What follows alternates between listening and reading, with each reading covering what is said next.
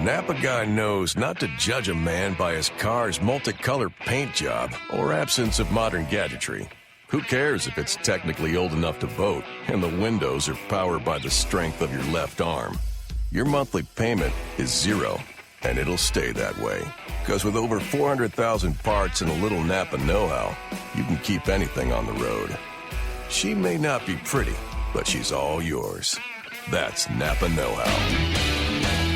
Blog Talk Radio. What time is it? All time! What time is it? All time! Broadcasting from Cincinnati, you're listening to the Ringside Reporter Podcast. All the news from the world of boxing right here. Well, I'm talking to you the way I want to talk to you. Now, here's your host, Eric Lorda.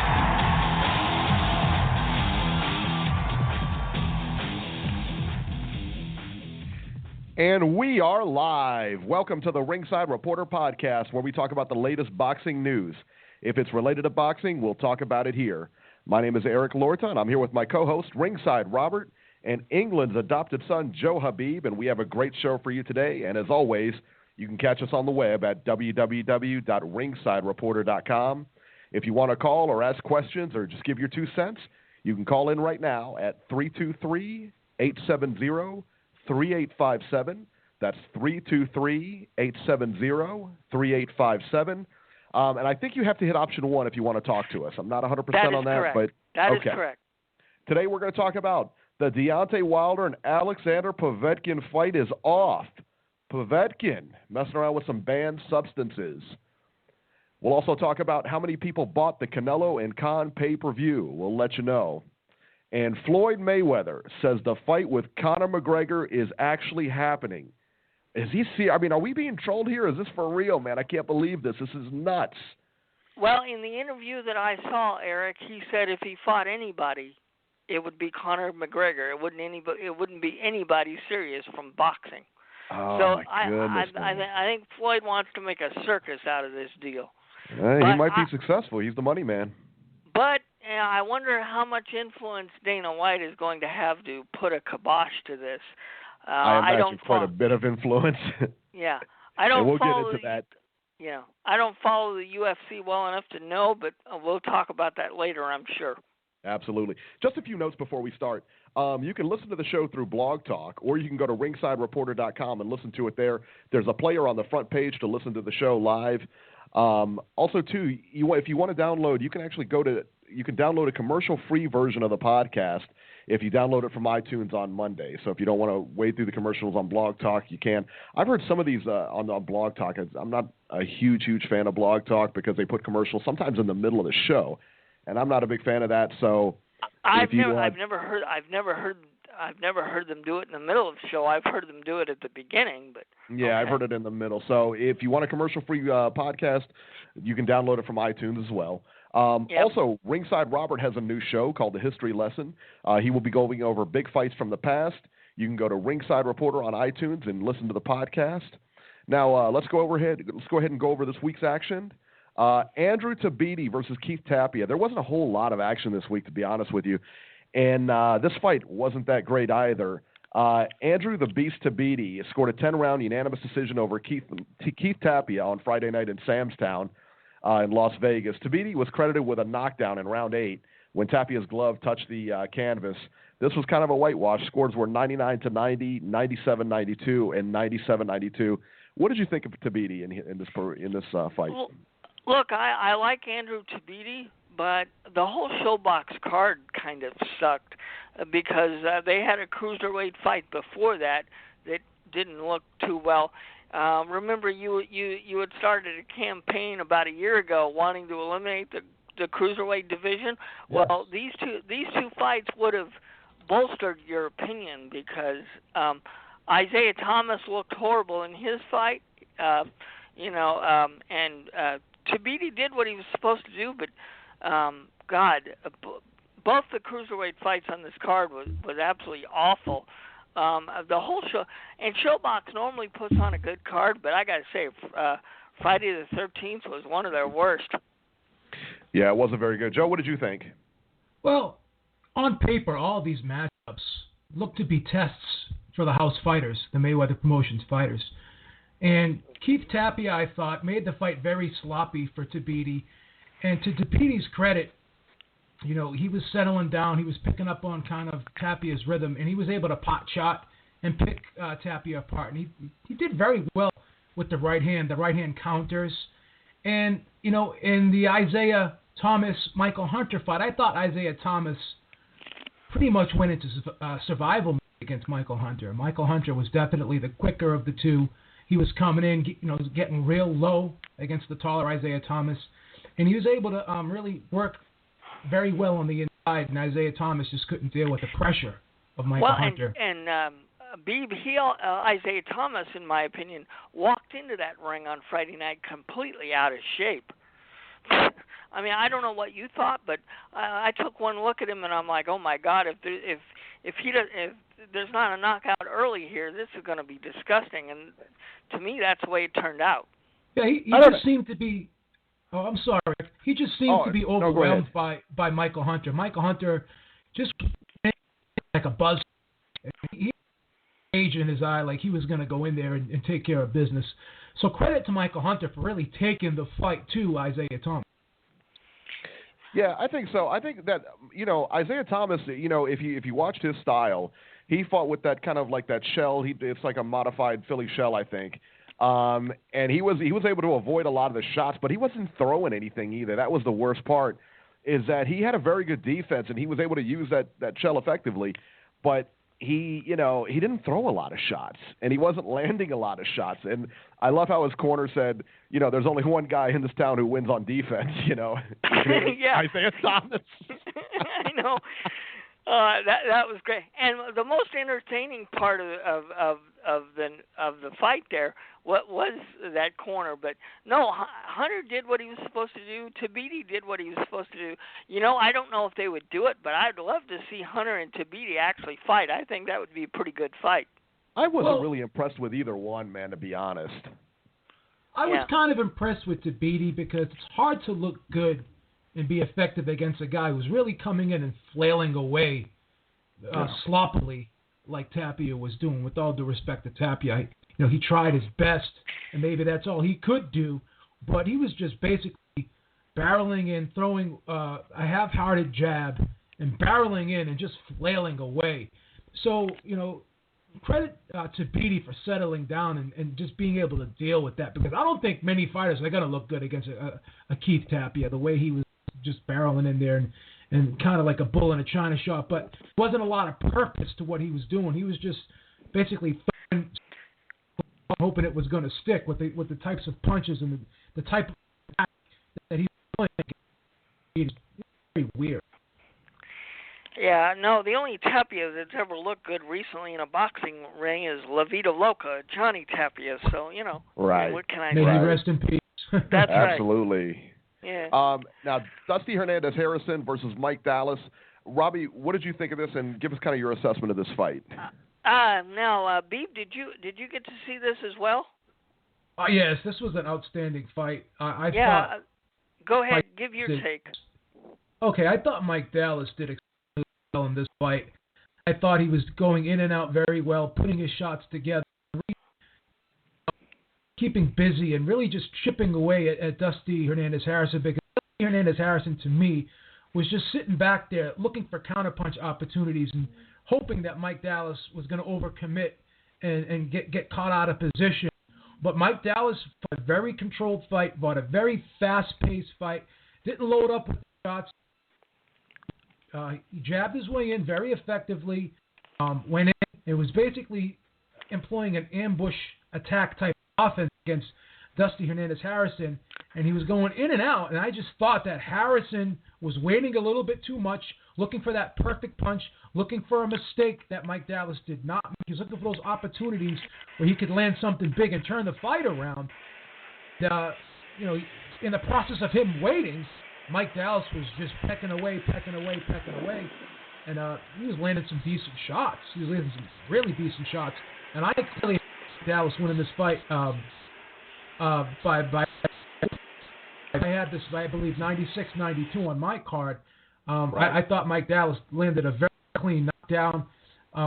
in the fight, but I thought that Dusty Hernandez knockdown was definitely questionable. So, I'm very careful of being critical of judges because I'm one of the few people who scored for Bradley in the first Timothy Bradley-Manny Pacquiao fight. So I know how it is to just look at a fight and basically see something that other people aren't seeing or have a different perspective.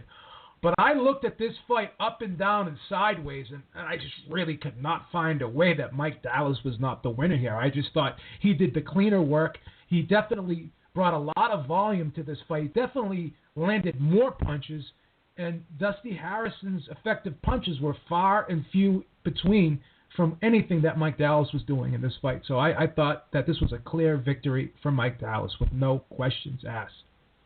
Now, so you bring up something very important, and I feel the same way, that the judging. I mean, because the judges have different seats at ringside, they only get one angle. They don't have the luxury that we do. You know what I mean? They don't have the luxury that we do of watching the fight, on replays, seeing replays, everything like that.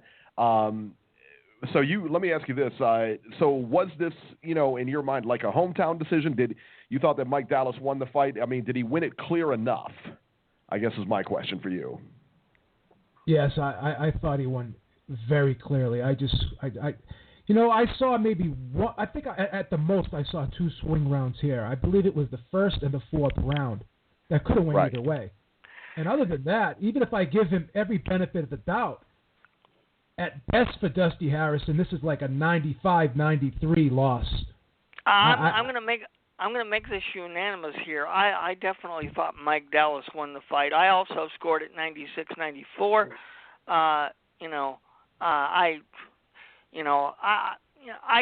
You're right. I guess it's not fair to pick on the judges.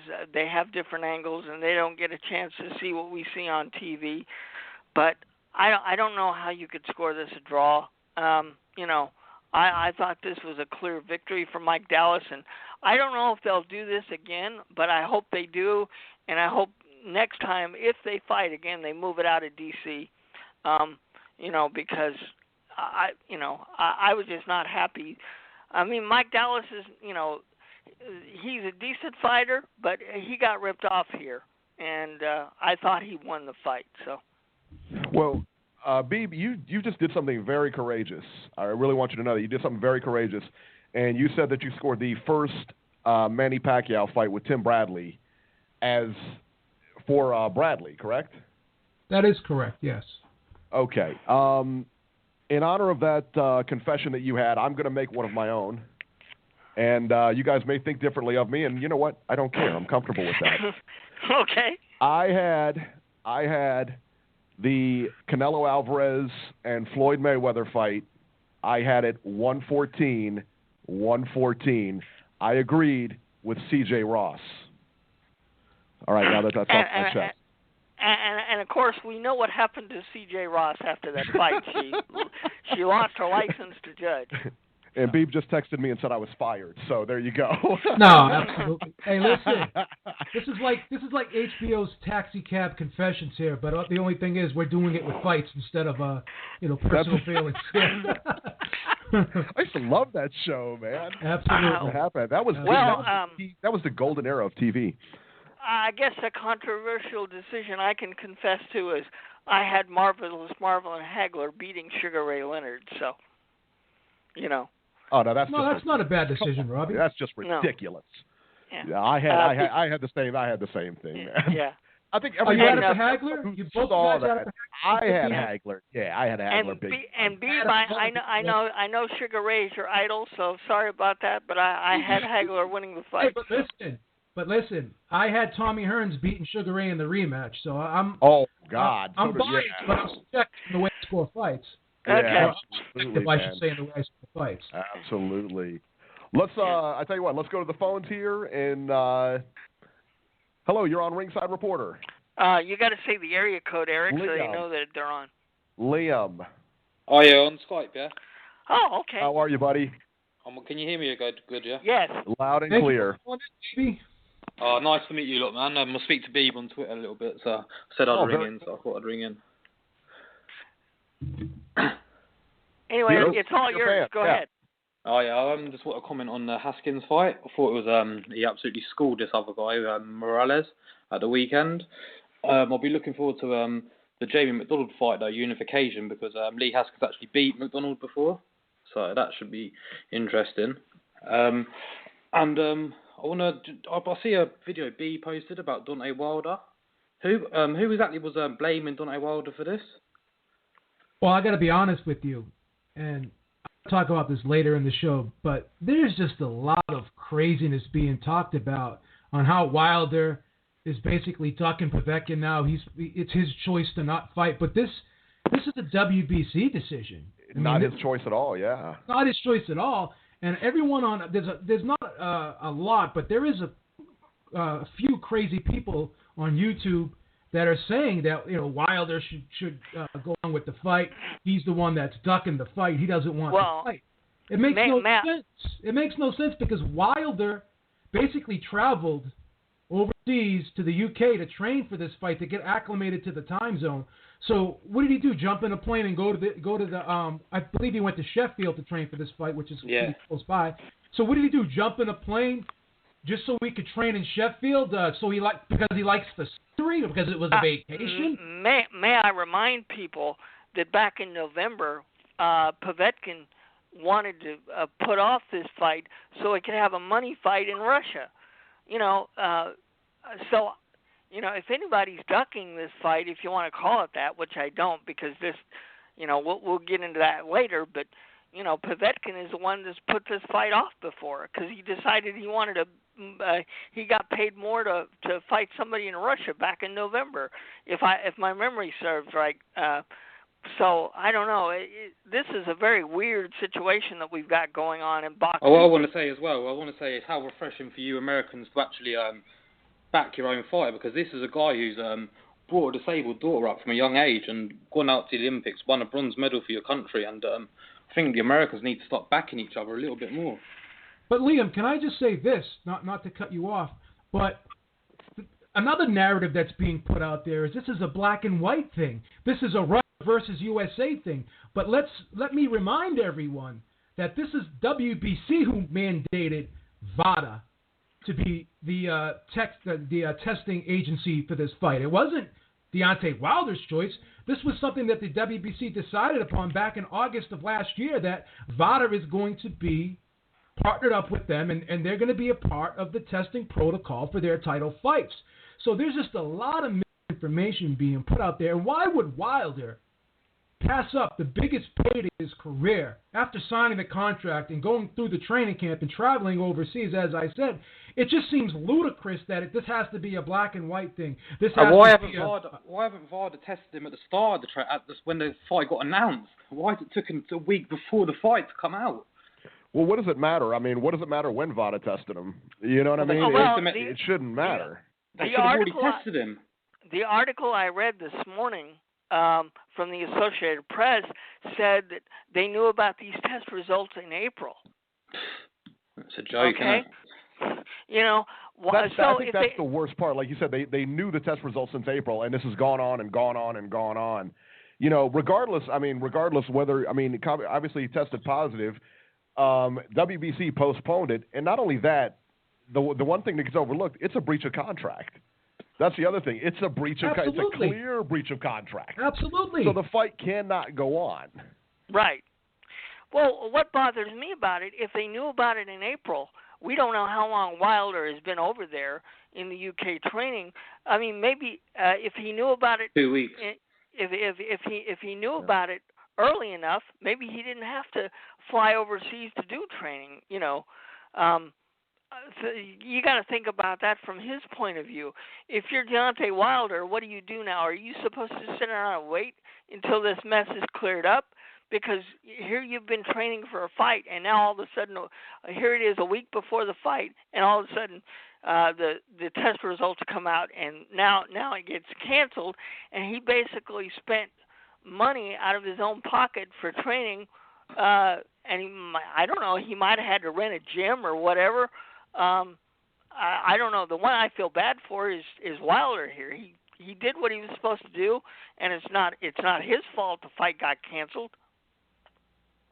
No, you're right. I just feel like Americans need to start backing their own people more, man, and stop getting not supporting each other. Well, that's why the UK fans are the best boxing fans on this planet. I wouldn't agree with that at the moment after Tyson Fury's been slandered at the moment this week. Well, boy, he's had a banner a week, hasn't he? Yeah, yeah.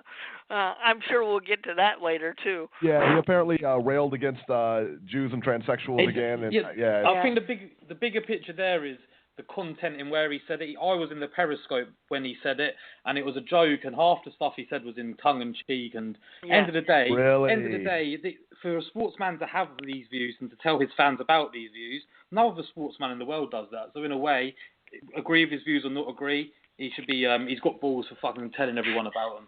And that's correct. It's free speech. I mean, he can say whatever he wants. I mean, he's gonna have some repercussions. But I mean, everybody rails against him. But like you said, if that was that's the other thing that irritates me, is that when somebody says something like that, maybe he shouldn't joke about it. But if it was said in a joking manner, it should be noted that he said it in a joking manner, not necessarily. That video was done 2 weeks ago, and it's found the media 2 weeks to find the video. So some sad cunts just fucking doing it to fuck him up, isn't they? Unreal, man. Unreal. Well, Liam, man, we gotta keep moving. And thank you, buddy, man. I appreciate it. Yeah. Thank you so much. Thanks for calling in, buddy. Thank you. All right, man. Yeah. Good call. Let's go to the 619. 619, you're live. Hi, Eric. Hi, Joe, Robbie. This is Lorenzo El Chacal from Tijuana. How are you? Hey, brother, what's going on, man? Well, I remember you. Yeah. I saw the 619. I was like, that's got to be my man. Yeah. Yes. Well, just give me a call, just to talk a little bit about boxing. I mean, since that this weekend, nothing too big happened besides the fight of the Morales brother over there in England. But at the same time, a lot of it happened too, like not necessarily in the ring, but outside the ring. Definitely, I'm a little bit bummed down for what happened with the Povetkin and Wilder fight. I thought that maybe something would be able to happen. Maybe another of the tests will come negative that will make the fight from happen. But at the same time, like when the news broke up, I knew that it was gonna get canceled. It's like I was telling my friends here, it's like a very thin line over there. Because last week I remember you guys were talking about the whole issue. Well, what happened with Vargas, and you even said that. You wish that I was there so you can, discuss with me about the meet in Mexico and everything. So, I don't know.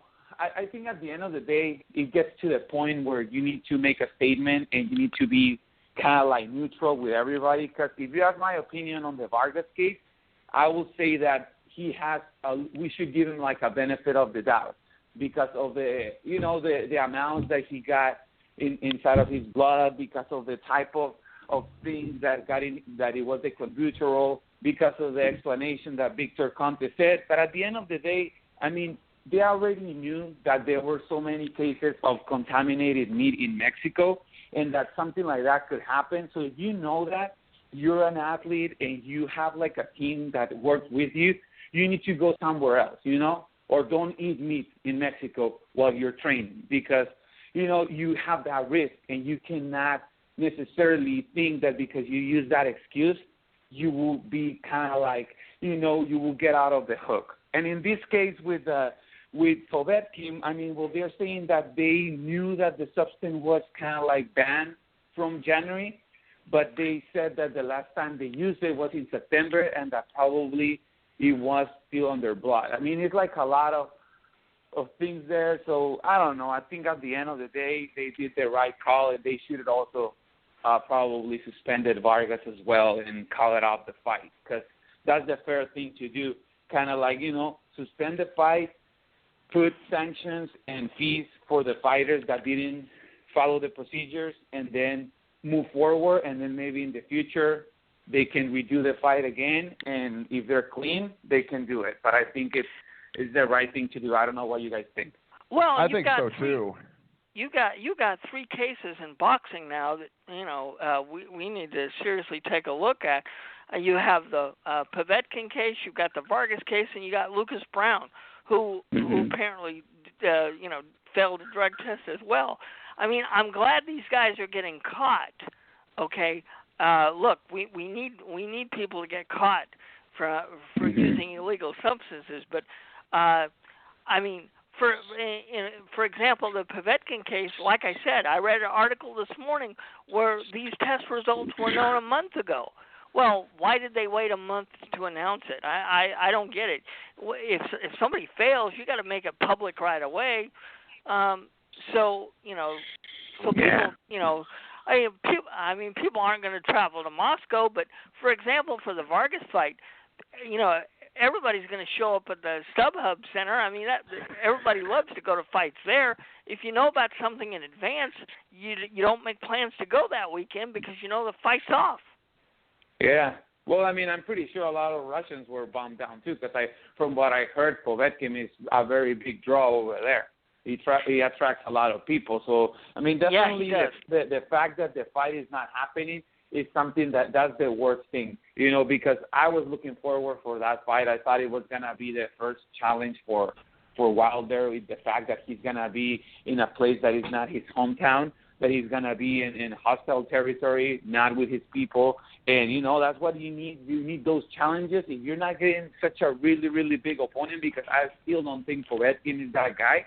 But, I mean, all the other conditions definitely is going to – I mean, he sure is supposed to challenge Wilder in a sense. So, I mean, if he would have beat Povetkin there, then you start kind of having the feeling that, these guys actually could be someone competitive in the whole division, or somebody that actually could take the torch that Klitschko is leaving. But, yeah, it's a very, very disappointing thing, and I think it was the right thing to do, to suspend the fight. And now, with respect to the other subject that you guys, I don't know if you guys already talked about it a little bit, about the Canelo Triple G pay-per-view numbers. I don't know. I think there is something fishy there, and I didn't think that. You mean Canelo Khan, don't you? Oh, Canelo Khan. Yeah, sorry, Canelo Khan. Yeah, basically, I don't think they sold like what they're saying right now, 600,000 or something. I always thought that the fight was gonna sell less than 500,000, and if it was 500,000, I thought that was a really good business. But I mean, when the first rumors came out that they sold between 300 and 400,000, I thought, it sounds kind of like what I thought. But I mean, definitely was not like the numbers that they were expecting. But at the same time, I was happy too, because I thought that it might be what we needed in order for them to start making the fights that actually people want to see. So I don't know. I don't think the 600,000 is the accurate number. I think they're doing what they did with Mayweather and I think Guerrero and Ortiz, when they said that rumors were that the sales were not as big, and then later they show other numbers. So I don't know what you guys think. Well, we'll get to. I tell you what, Lorenzo, we'll get to that later in the show. But the number I'm hearing is 460,000. That's the number I'm hearing. They're saying 600,000, but the number, from what I understand, is 460,000. And HBO is not even releasing these numbers. So that pay-per-view tanked. It tanked on HBO standards. I mean, those guys got paid, don't get me wrong, and those would be good numbers for like Shane Mosley or anybody else. But for Canelo and Khan, that number is not good. And as much as they pumped into that fight, that number is not good. So, man, that's a big one. Yeah, and then my last thing, guys, before I leave, I was talking actually to Joe the other day on Facebook, and I was telling him this. They already started negotiations between Golovkin and Canelo. What do you guys think if, for example, part of the negotiation that Golden Boy is actually offering to the Golovkin camp would be like, for example, you know what? We want to do the fight with you. I don't know, maybe the first will be between 65 and 35 or something like that. And we're going to make it in 160. But you need us to give us one more fight where we fight somebody in 160. We can sign the contract right now, kind of like what Kovalev and Ward are doing, that they are already signed the contract for the fight between them. But they're having like a previous fight before the big fight. Do you guys feel that people will react in a bad way, that including also Mexicans, or do you think they will be motivated? No, I do. I think they will react in a bad way. And I'll tell you, because either way it goes down, he's going to have to give up that belt. So if he does sign that contract, he's going to have to give up the belt. The other thing for me, man, I tell you, if I'm Triple G's people, and even if I'm De La Hoya's people, it depends on what fight you're going to take in the interim. I mean, if you go in there against a 160-pounder like a full David Lemieux, that's a dangerous fight for him. Okay, so you go in there against David Lemieux, that puts my fight now in jeopardy. I'm not 100% confident you're going to get out of that fight alive. You know what I mean? With a win. So that puts my fight in jeopardy. Yeah, and as far as the Mexican people go, man. I mean, they're already clamoring for this fight. If he skips him, and I know Canelo wants to fight him. It's not a question of Canelo. It's a question of De La Hoya and him taking the cash cow with with Canelo. I think that I think they will rail against him. Yeah, absolutely. Okay. Well, I mean, I think in some way, the way I see it, I feel that if you give the security of the people that you're going to fight Triple G in the next one, I think people will kind of like, at least me as a fan, I want to see, like I said, a big fight, but I want to see a more fair fight, and the only way that I will find out if Canelo is at that point is if he fights at 160. And then, I mean, on the other hand, if he says, okay, you don't want this, so then I will give you the belt, I think Canelo can easily go in another route and start fighting the News, like Stevens, Billy Joe Saunders, and then even Jacobs, and make Triple G wait for that fight even more. So if I was Triple G, I mean, I don't know. I might, if there is like a contract there saying that, okay, I'm just going to give you one more fight, and it could be a double header where we're both in the same show, or maybe I'm doing a show 2 weeks prior to your show, and then after that we were fighting for sure. I think it could be a good move. But then at the end, I don't know. But anyways, guys, thank you so much for accepting my call. It's a great show, and I will continue listening. Okay? I appreciate that, man. Thank you so much for calling in. Okay, bye.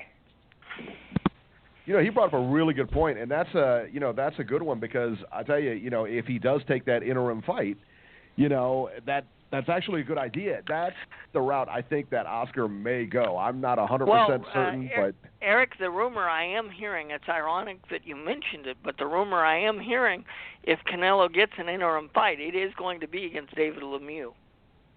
Okay. Yeah, because De La Hoya also promotes David Lemieux, so right.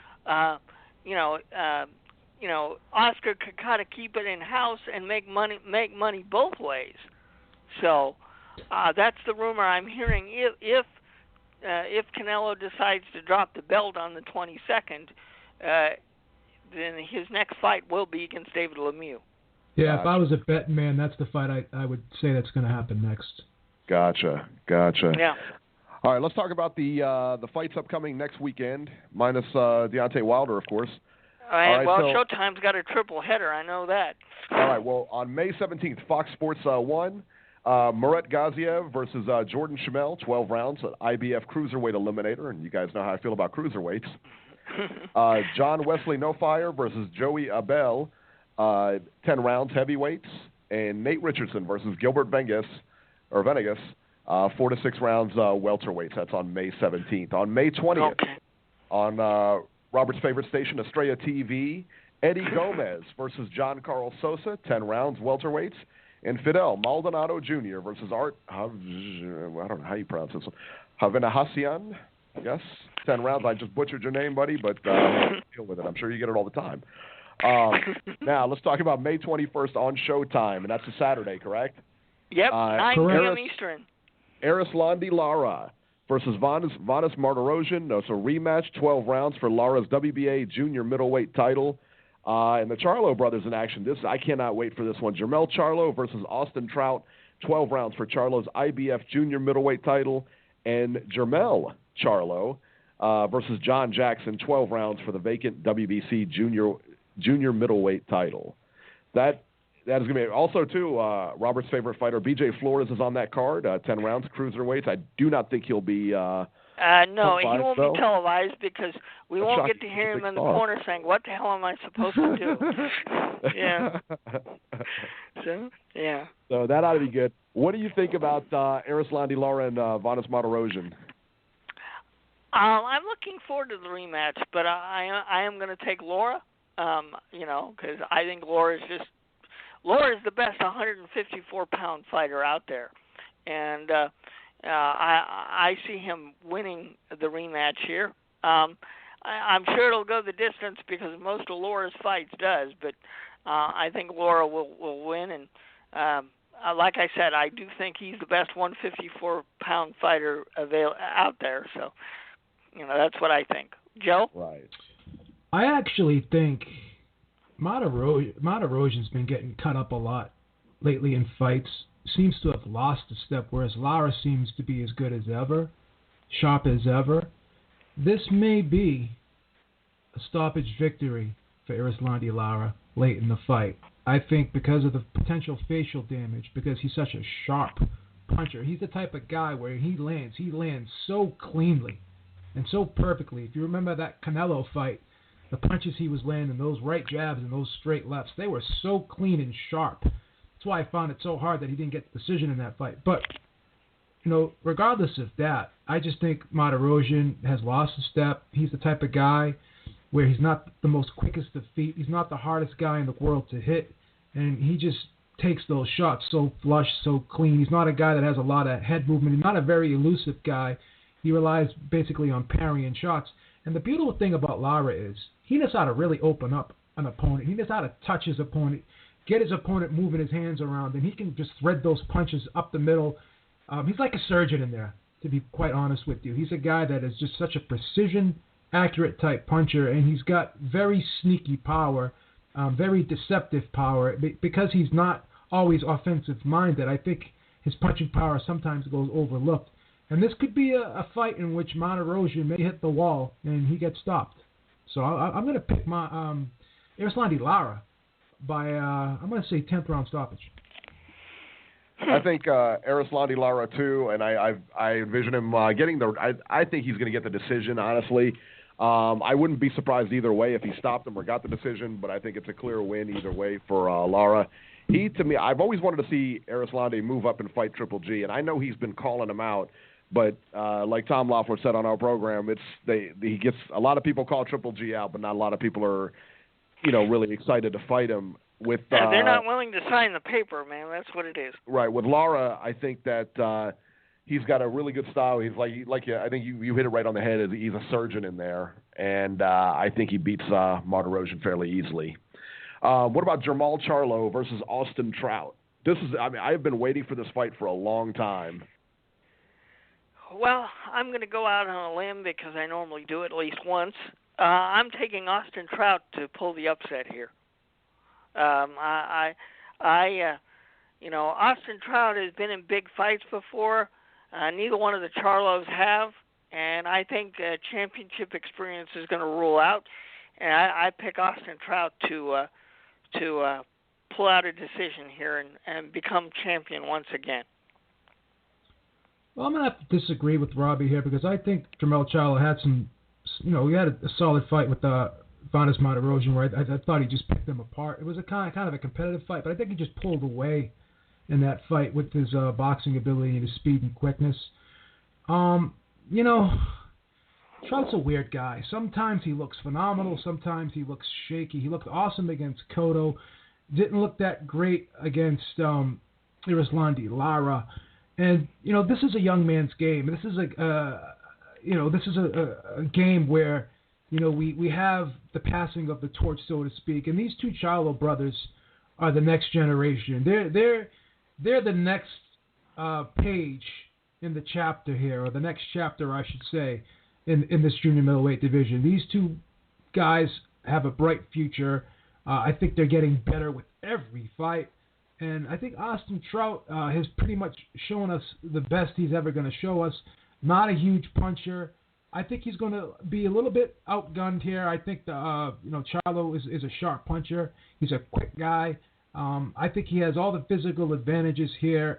Experience is good, but at the end of the day, I think you win the fight with your skills. And I just don't see Austin Trout having enough to really keep Charlo off him. I don't think he's going to hit him hard enough to really get his attention.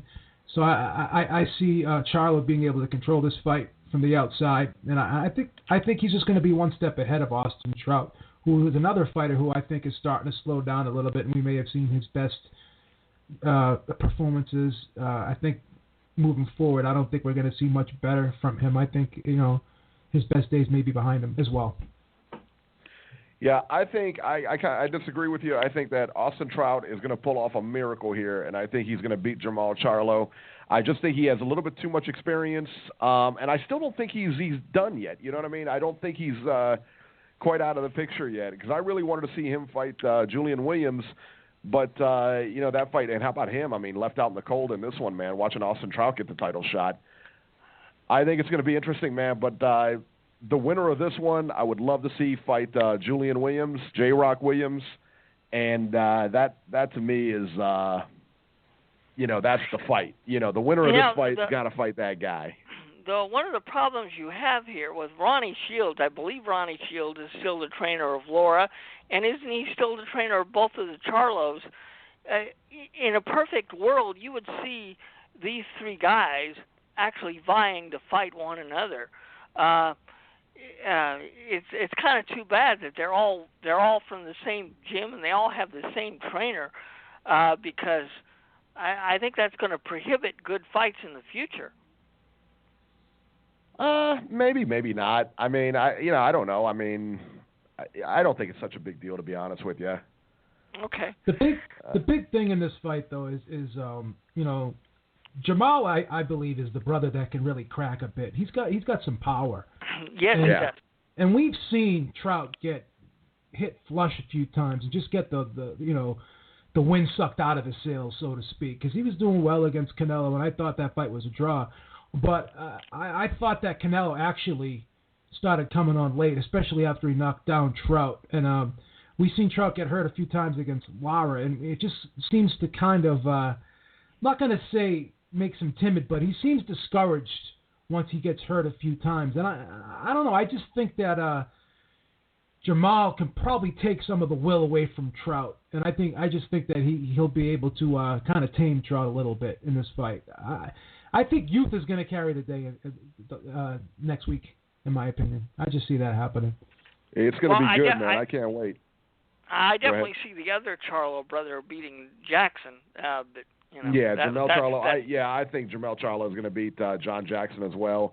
Now, whether he knocks him out again, I don't know whether he knocks him out or goes to a decision, but I definitely see Charlo win it. I wouldn't be surprised if he knocked him out, but we'll see. That's going to be a shootout, though, that fight, because John Jackson's he has some similarities to his pops, but he doesn't quite hit as hard as his pops does. But he has the same type of approach to boxing as his pops does. He likes to go in there and kind of throw those bombs too. So it's going to be interesting to see how Jamel deals with that aggressiveness, and if he is going to be slick enough and composed enough to stay away from the power shots from Jackson. So that fight is very intriguing as well. Mm-hmm. Absolutely. And then on another card in Moscow, now this won't be televised. You'll either have to stream it or catch it on YouTube or catch it somewhere. Go to Twitter somewhere. Denis Lebedev versus Victor Emilio Ramirez. 12 rounds for the WBA IBF Cruiserweight Unification. And then also on that card, Felix Valera versus Dimitri Bivol. 12 rounds for Valera's WBA interim light heavyweight title. I cannot tell you how much I hate interim titles. There is no reason for it, especially when you have a champion at the top. There is no reason for an interim title. You're either champion or you're not champion. It's that simple. Now, also on the card in Laredo, Texas, on Unimas, Raimundo Beltran versus Ivan Nahara, 8 rounds junior welterweights, and Alex Saucedo versus Claudina Lacerda, 8 rounds junior welterweights. Man, I've got to learn how to speak Spanish. Las Vegas on CBSSports.net. Arif Magomedov versus Andrew Hernandez, 10 rounds middleweights, and John Vera versus Joey Ruelas, 8 rounds junior middleweights. And that's the Jim Ross broadcast. Oh, there you go. And the big one across the pond in London.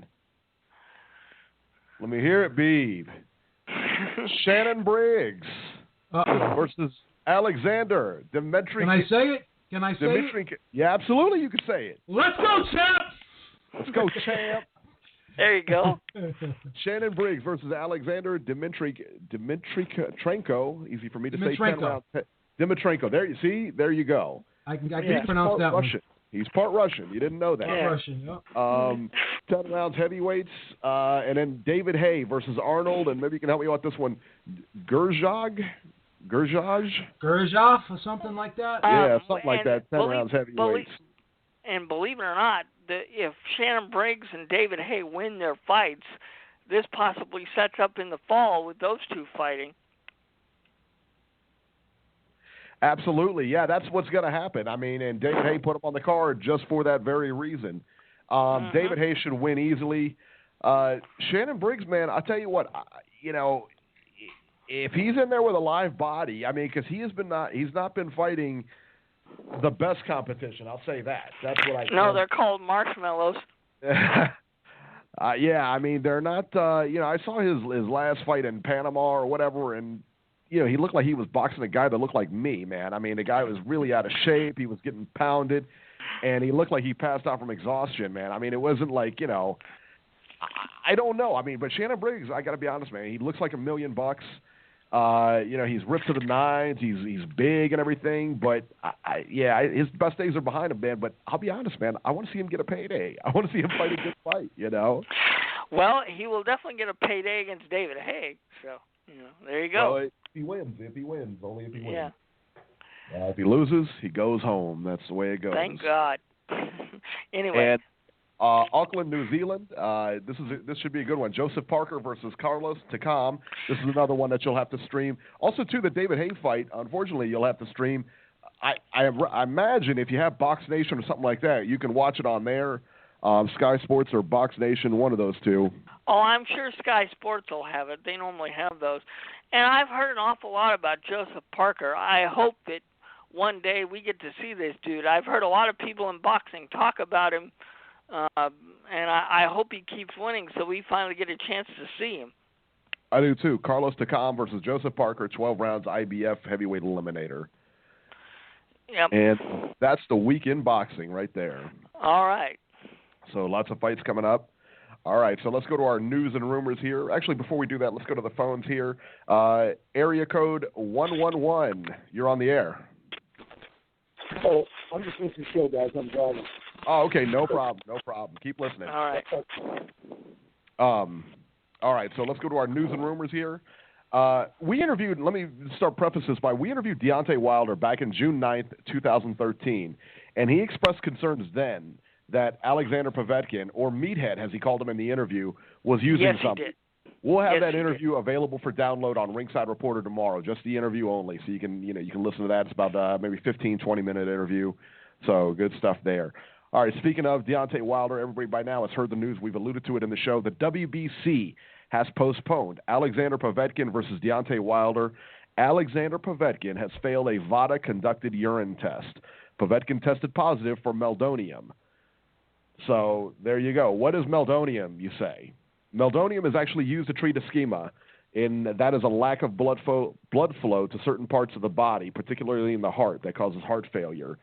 The drug is actually manufactured in Latvia, is not approved by the FDA, and is not authorized in the rest of Europe as well. It increases blood flow, which improves exercise capacity in athletes. So the most famous person that has failed a test so far for that is Maria Sharapova, and she failed a test in January at the Australian Open, and the normal suspension for one of these kind of deals is 2 to 4 years. Wow. That's insane. That is a lot of time right there. I think Beeb, what's your take on this? Did the WBC do the right thing? Yeah, they had to. They had to do what they did because they would look ridiculous if they did not. I mean, they had VADA as part of their testing protocol. Okay, this drug, people question how strong this drug is, if it has any benefit at all. That's not the case. I mean, if it doesn't have any benefit, then why would anyone be taking it in the first place? And it's not something that you or I could just walk into the pharmacy and say, hey, give me some meldonium. You know what I mean? It's not something that a person would normally take. So I'm going to be honest with you. I'm going to say a few things here because, my stance on, PEDs in sports is I think that regardless of the testing, I think there's a lot of people, the majority of top athletes are taking something, taking some type of banned substance. But that's neither here nor there. If you sign a contract and you agree to be tested by VADA, and if VADA, not even if you agree, because it's part of what WBC's mandate when in title fights now. So if you want to fight for their title, then you're going to have to agree to it. So regardless, you agree to it by accepting the title fight.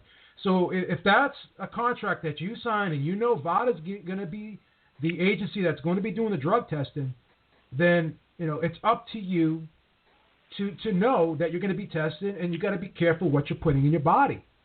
So it's the responsibility of the fighter, and I don't know this for sure, but I suspect that they're given a list of banned substances, and they're informed on what they can take and what they can't take. And if there's any question about something that they're taking that they're not sure that it's approved by VADA or it's not on the banned substance list, then you definitely should notify VADA before you take it. But but that's the thing. I mean, you signed a contract and you knew VADA was going to be testing you, so it's your responsibility to be careful of what you're putting in your body and be aware of what you're putting in your body. It's as simple as that. Well, my question about this whole thing is, this has been in the sports news since January. People, they've made this public. They put out several notices. Nobody can say they didn't know that this was on the list. But if the WBC or somebody knew about this in April, why did they have to wait till this week to announce it? I don't understand that move. I'm not 100% sure, Robbie. I know when the tests were conducted. I'm not 100% sure on when the results were released. Because sometimes you take a test and it takes a week or so or a couple of weeks to get the results back. So, in terms of that, I don't know. Yeah. But I would assume, I hate to assume, but I would venture to guess that the tests were taken and the results came back. So maybe the test was taken on April 27th and the result came back just recently. I got a question. I don't know. I've got a question for both of you, if I can jump in here. Okay. All right. So the fight was postponed or canceled, by the WBC. The WBC stepped in and said, this is just, no, we can't do this. And it was the VADA testing or whatever. They said no. Also, too, as we mentioned before, this is a breach of contract. The fighter clearly breached the contract. Everybody said no. Is the WBC and the WBC, everybody's kind of praising the WBC here, right? I mean, that they did the right thing and postponed the fight, yes? I mean... Correct. Yeah. Okay. Then let me ask you a question. How come they didn't do the same thing with the Vargas-Salido fight? That is the WBC champion. I really can't understand. It's hypocritical. To me, it's hypocritical because the commission, they're saying the commission overruled it. The commission doesn't have to overrule it. You can shut that fight down. You just proved you can shut that fight down. So why did this fight get shut down, and why did that fight stay? Because let's face it, as far as a money-making fight is concerned, a heavyweight title fight is much more significant than Not a good reason, Robbie. Not a good reason. Fine. All right. But still, I mean, on one hand, you can cancel a fight, and on the other hand, we're going to let you go ahead and fight. Well, the only thing I can come up with is, again, the WBC is a Mexico-based sanctioning body, and they do investigate the findings. And the only thing I could come up with is if they honestly believe that the drug was obtained because of meat consumption.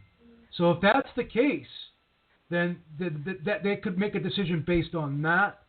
But Eric is 100% correct. That does show an inconsistency. And if I'm going to be responsible here, I'm going to say that they have to be consistent. And I'm going to be 100% honest with you about clenbuterol. I know a lot of people that have taken it. A lot of people say it doesn't even work, and it's not really effective.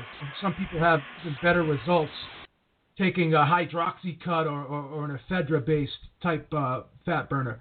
But, if it's on the list, then it's on the list. And if you sign a contract, then you got to follow the rules of the contract. If you're being tested by VADA, then you have to, be aware and understand what you can put in your body and what you cannot. So Eric makes an outstanding, excellent point that they do show inconsistency there.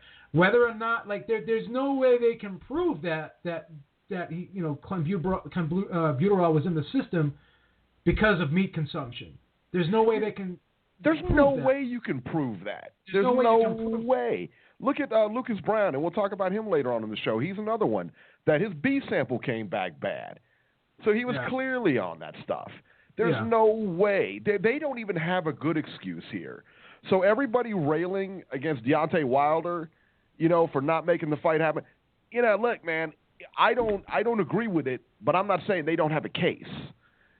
I don't believe it. I believe they did the right thing in that case, and I believe his promoters shut it down. I believe his promoters shut it down more so than the WBC shut it down, because to me, I mean, why would they? Why would I? I'm not going to put my fighter in there if a guy is testing positive. You know what I mean? If I'm the promoter. But this is the thing, Eric. A lot of people don't know about that drug, meldonium. So. That's the fear of the unknown itself is cause to be concerned. You know what I'm saying? Right. So Absolutely. maybe it doesn't, but what if it does? Like we don't know one way or the other. I don't know very much about the drug at all. I know about clenbuterol a lot, and I've known a lot of people that have taken the drug, and a lot of people said it does absolutely nothing for them. But that's neither here nor there. It's on the list. Right. It's on the list. Right. I mean, that's the thing. That's the thing with me. I mean, like I said, Vargas is the WBC champ. Again, he tests positive for that. Golden Boy's his promoter. Why? I don't understand why that fight wasn't canceled, but this one was. And this was canceled. This was a big fight. This was canceled pretty quick. And everybody is so quick to praise the WBC for doing the right thing when a week or two ago they didn't do the right thing. They're just corrupt, man. I mean, let me play devil's advocate with you a little bit. Okay. And again, this is just hypothetical, and we don't know for sure factually because we're not an elephant in the room. We're not a fly on the wall. Sure. Do you think the WBC went to the Wilder camp and asked them, "Do you want this fight to continue?" And do you think if they said yes, we want this fight to continue, do you think the WBC would have said, "Okay, we'll allow the fight to continue"? I absolutely think the WBC. Absolutely, okay. The WBC. They're the ones that conduct this test. They're the ones that they get the pass or fail rating. The guy apparently failed it back in April. If they went to Wilder and his people and he says, "Yeah, we're going to fight him anyway," that fight goes on. Okay. I guarantee that fight goes on. Fair enough. I'm not 100% sure, but I can see maybe you have something. But there. do you honestly think, Joe and Eric, that Wilder was given the choice here? Because absolutely remember, he was. He's a heavyweight champion. I could see it. I could see it happening. I don't know for sure. Okay. The way it's being presented. I'm sorry. Go ahead.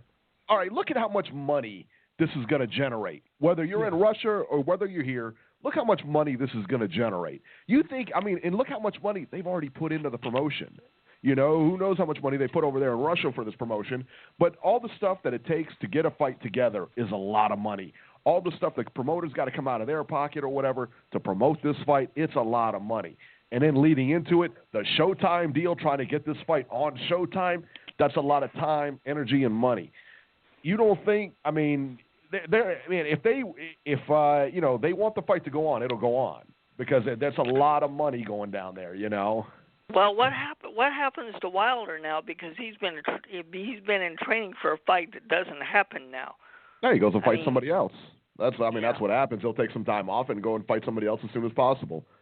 Okay. Here's another question. If this fight gets rescheduled, is it going to be in Russia? For the second round. Remember the Russian promoter won the purse bid, but I don't know if his failed test canceled that or not. We got to start all over it. That's the other thing, man. If he wins the first bid again, I mean, they'll put it wherever they go, wherever he wants to go, they'll put it. And he doesn't have much say in it if he wins the first bid. Right. I remember it was funny, man. I was going back and forth on Twitter with this guy. This was back when this fight was before this fight was made, a long time before the fight was made. And he said that this fight will be in Russia. I said, man, get out of here. You're crazy. I said, this fight ain't going to be in Russia. And he was like, yeah. He said his promoter, man, has got deep pockets. And he said he'll go deeper than Al Heyman to get this fight in Russia. And sure enough, he sure did. If you remember, Eric, when Povetkin fought Klitschko, Povetkin's promoter paid $23 million to stage it in Russia. Yeah. I mean, they got some deep pockets over there, no doubt, man. Yeah. For sure. But I tell you what, for Povetkin, man, this wasn't good. But, to your point too, man, like I said, I don't know for a fact because, like I said, I wasn't there. But if I had to guess, the Wilder's promoter said since he violated the contract, blah, blah, blah, and the WBC put this out and postponed it. I think that it was kind of a conjunction thing because he's the champ. You know what I mean? But I think Wilder probably did have an option because it doesn't make any sense why they shut this fight down and didn't shut the Vargas fight down. It makes no sense at all. Yeah, and you know what? I don't care. I totally thought about that. And I don't care what what they say about clenbuterol and all that other stuff. He ate too much meat, so it showed up. I mean, that's like saying, in Thanksgiving, why eat too much turkey? So now it's the tryptophan kicking in. You know how much tryptophan you need to eat in order to actually make you sleepy? That's not the tryptophan, silly. It's something. It's the amount you ate, not the tryptophan. And I'm wondering how much clenbuterol you got to have for that thing to show up positive. Well, can I say something else too? People want to talk about trace amounts. There's a steroid called decadurabolin. Yeah. And you could take it, and you could come up positive 18 months later. It stays in your system that long. Now, you lose the benefits of it after 6 months, but it stays in your system for a long period of time. So, a couple things could happen here. Why the amount was so low? He could have microdosed. He could have taken a little bit, thinking that, hey, I can get some type of benefit, and guess what? It's not going to show up because I'm only taking a small amount, and by the time I get tested, it's going to be in and out of my system. But, people got to understand, there's certain drugs and there's certain steroids that you can take that will stay in your system for a long time, long after you've received the benefits. And not only that, it's not about receiving the benefits the night of the fight. It's about receiving the benefits during your training, weeks and months before the fight, and building your body up to be prepared for the fight. So a lot of times, the drugs and the substances that you take are well out of your system after you've already received the benefits of taking the drugs. So that's what people got to understand. That's a great point, man. I mean, and that's the thing, is like if you're taking it during camp, that's just like taking it on fight night. You know what I mean? It really is, because that's where all the work is done, in camp. So if you get all the benefits and stuff like that in camp, well, then of course you're going to be ready for the fight. It's not going to, you're not going to have an adverse reaction like that. It's not going to just leave you at the time of the fight. Just because you test, clean out of the fight doesn't mean you weren't, that you didn't have something in your system prior to that. You know what I mean? And like you said, they're using this for the benefit in training. They're not going to use it for the benefit on the night of the fight. And you know what they say? Fights are won in the gym. Right? Absolutely. Absolutely. Well, like I said earlier, I'm glad that these guys are getting caught. I just wish that more penalties would be suffered, because if you can cancel one fight, you should cancel both. Well, and the worst part about this whole thing is, the very worst part about this whole thing, what do you do with those undercard guys?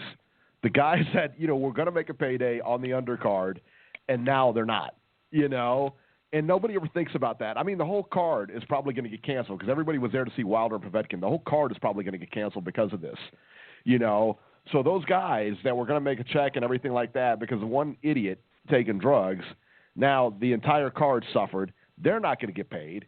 They put on all this time, put in money for training camp, everything like that. Now they're not going to get paid. Yeah, well, you could say the same thing if the June 4th card was canceled like it was supposed to be. That's why I'm saying, why is the WBC being hypocrites here? I don't understand it. Because they're corrupt.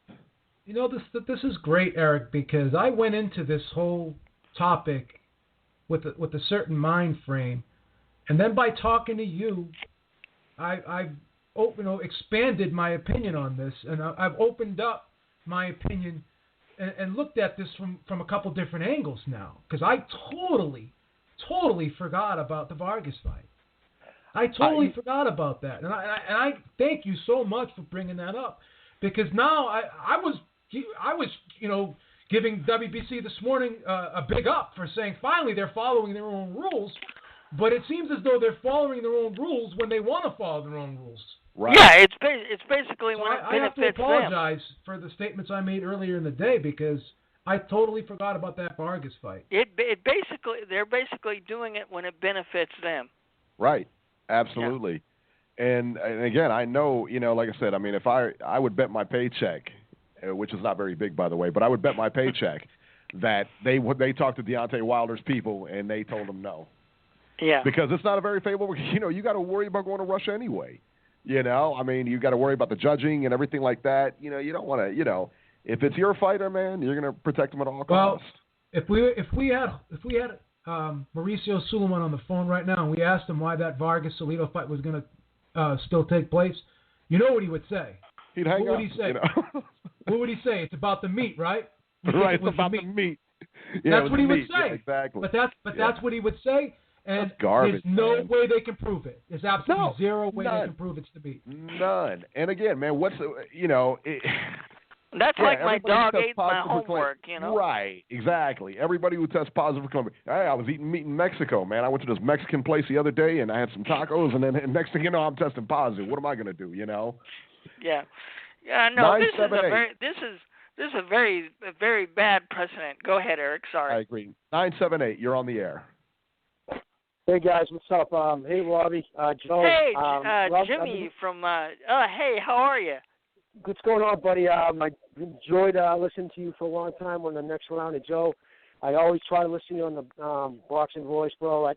The violence amongst the hosts got a little much for me, brother. Just the name calling and the yelling. Just, you guys are doing this right. You're talking, you're discussing, not always agreeing on it.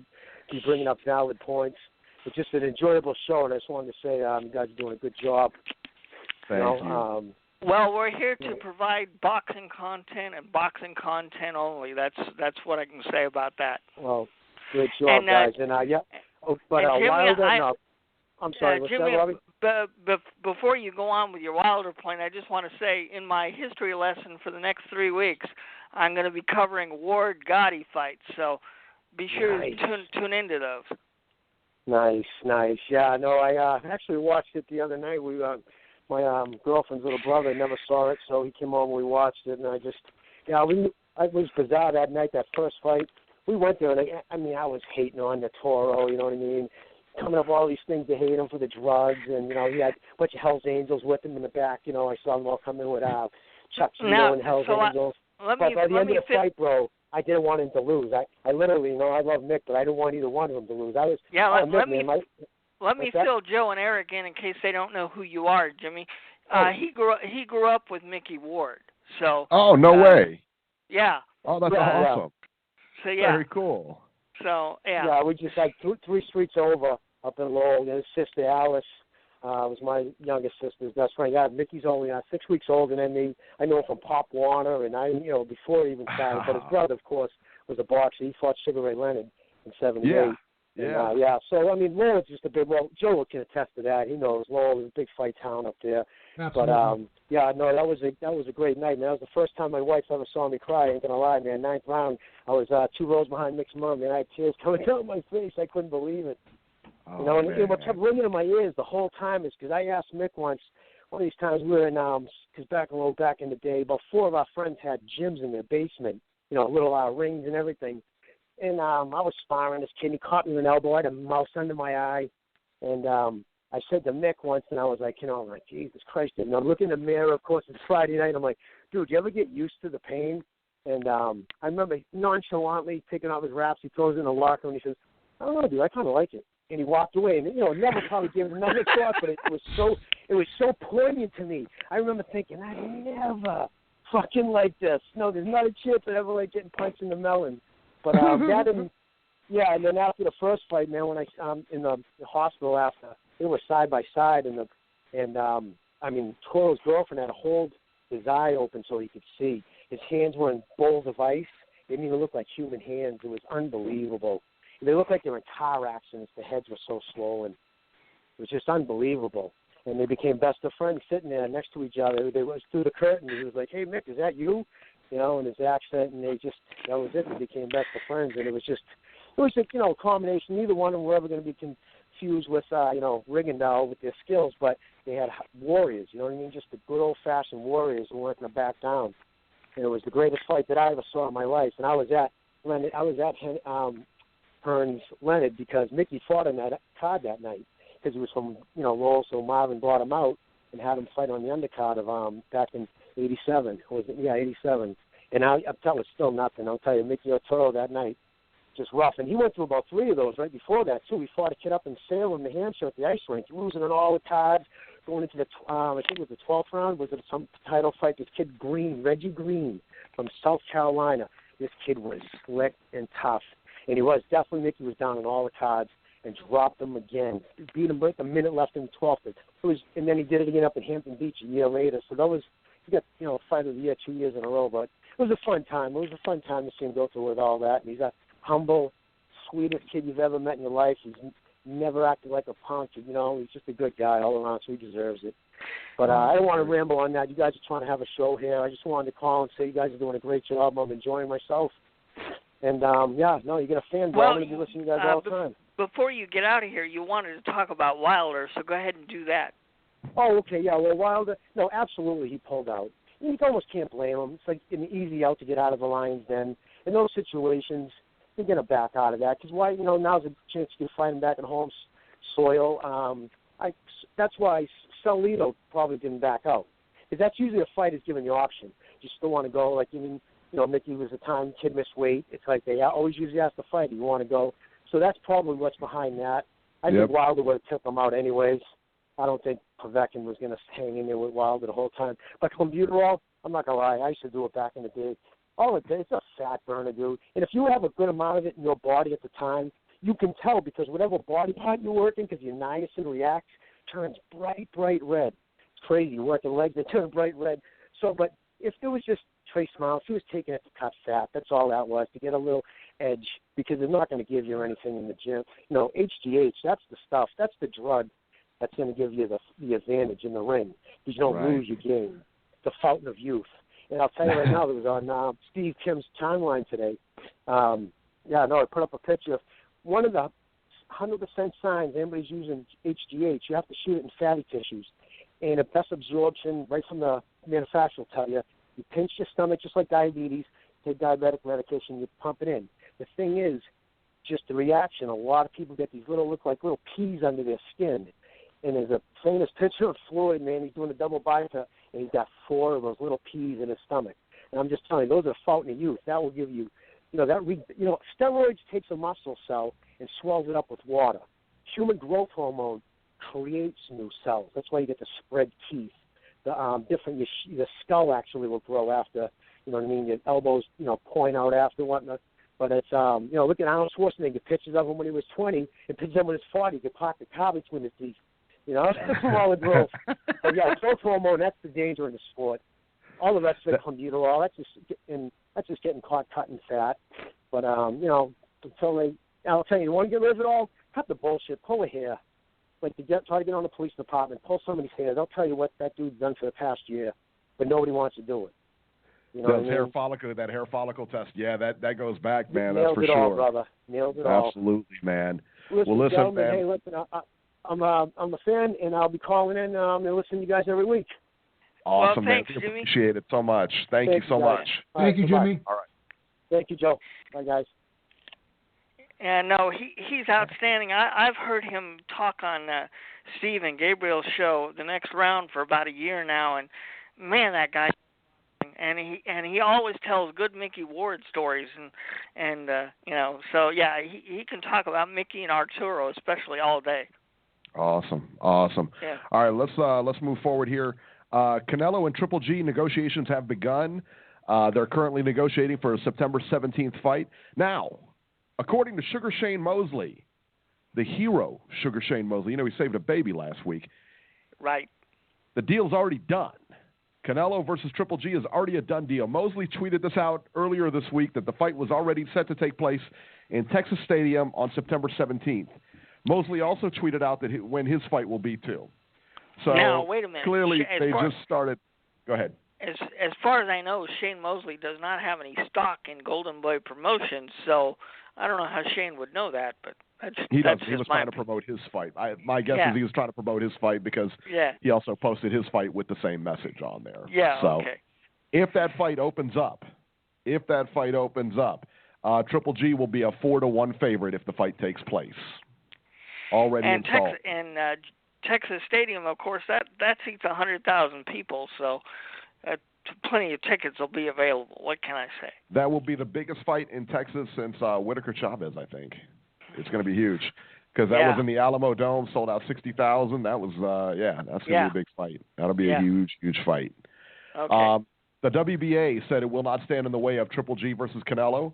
The WBA states that because it's their turn for the mandatory, the WBA states that it will not get in the way of the fight. If no fight can be made, it will mandate Daniel Jacobs as the mandatory. However, I'm seeing that Daniel Jacobs may be taking a fight in July 30th against Andy Lee. Do you think this is kind of Daniel's way of not fighting Triple G, or do you think he's just going where the money is? I mean, I don't know. No, I don't think Daniel would walk away from the Triple G. I just think he's going to take the money, and I see him beating Andy Lee. And I do think eventually that Triple G and Daniel Jacobs will have a fight, and that'll be another good one. In my own humble opinion, nobody's fighting Triple G in this middleweight division unless they have to fight Triple G, which is one of the reasons why I'm saying, Triple G, please move up to 168 and get better fights and stop waiting for guys that aren't going to fight you until you're 40. And not only that, Robbie, do you think that Daniel Jacobs will handle Andy Lee with ease, or I look at that as a tough fight? No, I didn't say it was going to be. I didn't say you said it, but I'm just asking. Do you think? No, it's not. Andy Lee is not an easy out. I still don't know how Billy Joe Saunders was able to beat. Well, it was razor close, though. It was a razor close fight. Yeah, it was close, but no, Andy Lee, he still got it, and that'll be a fun fight to watch. So, no, and you're right. Middleweights don't want to fight Triple G, but look, this guy deserves. He wants to be the next Bernard Hopkins. He wants to break Bernard Hopkins' record of having the most successful title defenses, just like Marvin Hagler wanted to break Carlos Monzon's record, but Sugar Ray kind of got in the way of that. So I think the judges kind of got in the way of that. Yeah. All right, but, so let me tell you that. Go ahead. Anyway, go ahead, Eric. Sorry. All right. The Canelo Khan buy rate. There's been a lot of talk about this. Now, listen, I don't want to pat myself on the back. I really don't, because I'm a very go ahead and do it guy. anyway, because we we'll know let you're going to. When you're right, we'll let you. Okay, there you go. All right. Yeah. Now, who was the guy that said Canelo within 6 rounds knockout? You. Well, I said 5, but Well, first of all, you picked Khan going to a decision, so I don't even want to hear it. No, I did not. Anyway. Yes, you did. I almost had you on the Khan train. I don't want to hear it, Robbie. That's right. Okay. You were jumping on the Khan train. You were teetering back and forth, Robbie. Who was the guy that said Canelo by murder? You, Eric. You did. That was me. Yeah. Who was the guy who said Canelo Khan will get 600,000 pay-per-views? You did. Eric. That's right. Yeah. You know what the buy rate of the Canelo Khan fight was? Anybody want to take a guess? But, well, like you said earlier, 460 to 600. 600,000 was the buy rate on the fight. Is it 100% confirmed? No, it's not confirmed. None of the numbers are confirmed because HBO's not releasing the numbers. Yeah, they're not now, releasing. what they said was 600,000. Everything I'm reading is 600,000. What I'm reading though is it's anywhere between 460 to 600,000. Either way, the numbers aren't very good for a Canelo fight. I mean, they expected this to do. They're not bad. Don't get me wrong. They're not bad. But for a Canelo fight, they expected this to do 900 and up or 800. Well, they say they were expecting it, but I think they were overshooting their expectations. I agree. But you remember when Cotto and Martinez fought? They only did 350. Yes, I know. So, and even Mayweather did 400,000 his last time out. Pacquiao did 400,000. So he's beaten them too. And he's fighting Canelo and Lara did like 300 to 350. Yeah, Canelo Lara did 350. Yeah. Him and Angulo did 330. So right. I think he's doing fine considering he did 2.2 with Mayweather, did 900 with Cotto. I think considering the opponents, I think he's right on par with what he should be doing, in my opinion. I never believe De La Hoya when he makes these outlandish claims. I don't even think he beats himself. I think he's just blowing smoke. But at the end of the day, let's look at this. Khan is a guy who's really unknown in America. He's not even a true middleweight. Those are his words, not mine. And he doesn't have that same appeal that a Ricky Hatton has. So it wasn't like he brought a ton of UK people over here. He brought some, but not like a Ricky Hatton type crowd. No, so that's true. I think with everything considered, even if it is 460, I think it's still a win. I think it's still a win because then he could say I did leaps and bounds above what Canelo did in his last fight. I did better than Mayweather did in his last fight, and I did better than Pacquiao did in his last fight. So that's correct. He can make all those claims. So at the end of the day, I don't think this is this makes him look any less strong in negotiation. And now he can go back to 47 where he's the mandatory for Daniel Garcia. Yeah. Well, in this, I'll tell you, with Canelo and Triple G, I mean, you brought up a good point with negotiating power. Even if the numbers aren't great, which I don't believe the numbers are great, they're not bad, but they're not great. They're not what they wanted, I'm sure. They're still better than what Triple G's buy rate was. Absolutely. I mean, the 16 people that bought his pay-per-view, they're not they're a lot better than that. So he's definitely the A-side no matter what there. Yeah. Yeah. Let me make another quick point about pay-per-view. Because now you're having, Golden Boy doing streams now. You're having Top Rank doing streams now. You're having, you got the PBC now putting so many shows on free television. I think that this pay-per-view model is not what it once was, and I think we're going to continue to see these numbers drop as time goes on. I think people aren't going to be buying these pay-per-views, and there's going to still be that Pacquiao-Mayweather backlash. So I think moving forward, I think the whole pay-per-view model and the expectation is going to be a lot different than it once was. Do you think we're going to see the day where pay-per-view completely goes away? Not goes away, but I think we'll see less and less in regards to boxing. I think we will. I've got two wishes. When it comes to boxing. Number one is that they abolish the cruiserweight division. Number two is that the pay-per-view just crumbles, because it has gotten way out of control. Once that fight went to $100, the Pacquiao-Mayweather garbage went to $100, we were forced to pay $100 to watch that. And then now every fight is at $70. Every fight you watch is going to be $70 and up. Now that ceiling has been broken, that $100 ceiling. So you only go up from there. So paying $125 for a fight you're not going to bat an eye, because that's going to be the next big fight, whatever the case. But now that people are, they're fed up. They're fed up with the pay-per-view. Don't watch it. Stream it. Do something else. Do not watch the pay-per-view. And they're going to be forced to go back to the way it was, man. And that's why I like the PBC model so much of putting fights on TV and back to the way it was. So, I mean, that's why I think, and that's why I said in my commentary on my podcast last week that Top Rank is stupid for putting Crawford and Postol on pay-per-view.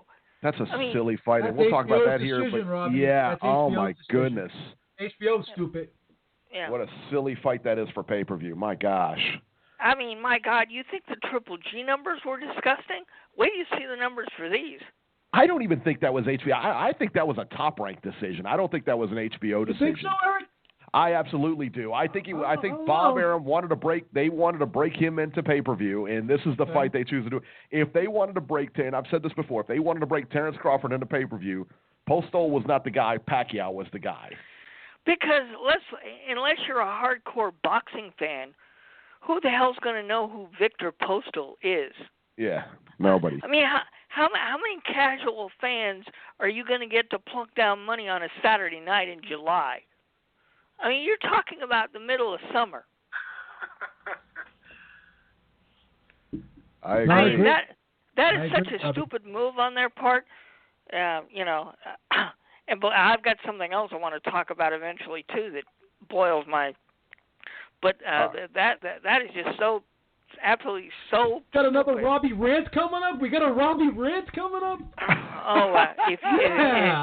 If you listen to my podcast I did a few days ago, you better believe we got a rant coming up. Unleash the wrath of the Roberts. That's right. All right, let's Roberts. Let's move forward, and we'll get to Robbie's rant here in just a second.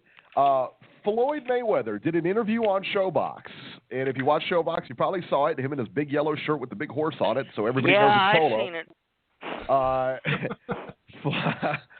it. Floyd Mayweather's on Showtime, and he addressed the Conor McGregor situation. He said, "It's really not a rumor. The fight may happen. We really don't know as of right now, but I do think the fight will happen absolutely." We're the A side, of course. It has to be a boxing match because most fights, Conor McGregor won inside the octagon. He was a stand-up guy. So I'm pretty sure it's going to be a tough fight for me.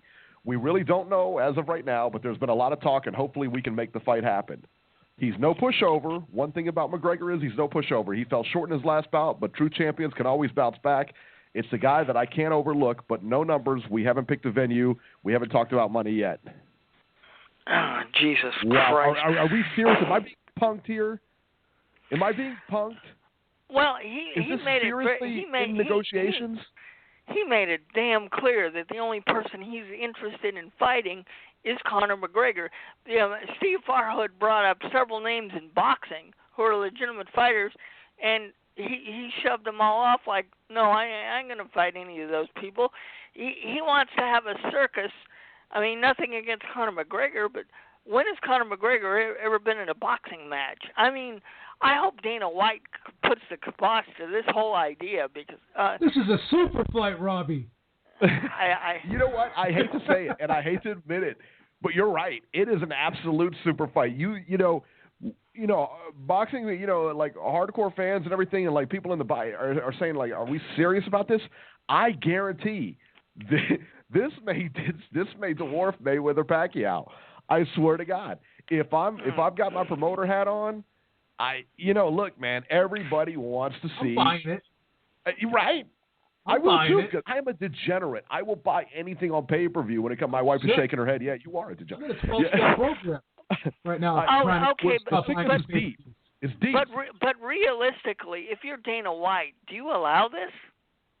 Money talks, Robbie. We all know that. Well, yeah, that's true too. Now listen, back in the day, Dana White, Anderson Silva. The guy in the UFC, it was a UFC middleweight champion, Anderson Silva, great champion from Brazil, all right, was unbelievable on stand-up. I mean, he fought shooter box and everything like that. He's just a different kind of striker in the UFC, very, very, very skilled. Very skilled in Muay Thai and everything like that. He wanted to fight Roy Jones Jr. Roy Jones Jr. was his hero. He wanted to fight Roy Jones Jr. And I got to tell you, I mean, I don't think he would have beat Roy Jones, but I've seen Anderson Silva spar. He's not bad, Now, whether he could keep up with Roy Jones, I don't know, man, but he wasn't bad. And Dana White put the kibosh on that too. So I don't see. I mean, as long as he's under UFC contract, he's got to think about it like this: Do you just cash out and give him this fight? I think he cashes him out. Take the cash. I think because cashes him out he's not going to beat Floyd in a boxing match. I'll tell you that. No way. But Dana White's kind of sick of Conor McGregor a little bit. They're at odds somewhat because I think Conor McGregor is kind of given the impression that he's a little too big for his britches over there. Right. Not showing up to press conferences and stuff. So Dana White took him off the card because of that. And he's trying to make a statement that he's the boss.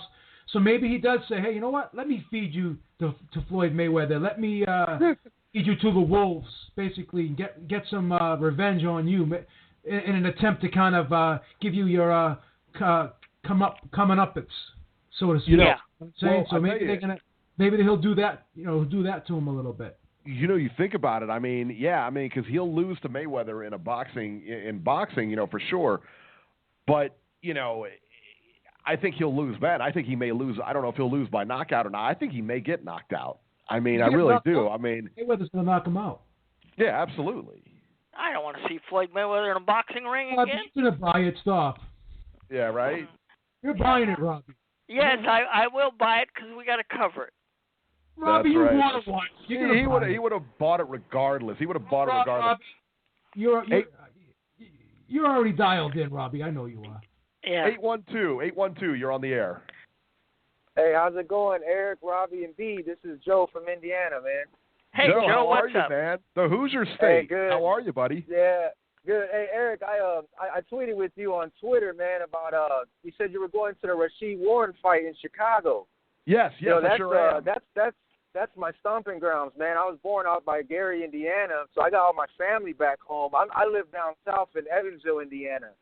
Oh, okay. I'm thinking about making that fight because that fight is on the 18th, and it's a couple days before my birthday.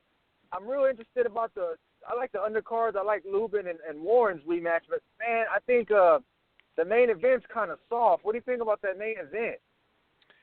I think it could be better to me. Smith, Eric Smith versus that. I can't pronounce his name. Fonfara. Andrew Fonfara. Yeah, Andrew Fonfara. I like Andrew Fonfara. He's a good fighter, man. Yeah, I like Andrew Fonfara a lot. I think there's a soft touch for him for sure. I think that, honestly, Rasheed Warren should be the headliner there. But Chicago has a giant Polish contingent there, and that's why Fonfara is headlining that card. Yeah, and Chicago I'm real excited. A huge Polish contingent. So, yeah, are you going to the fight?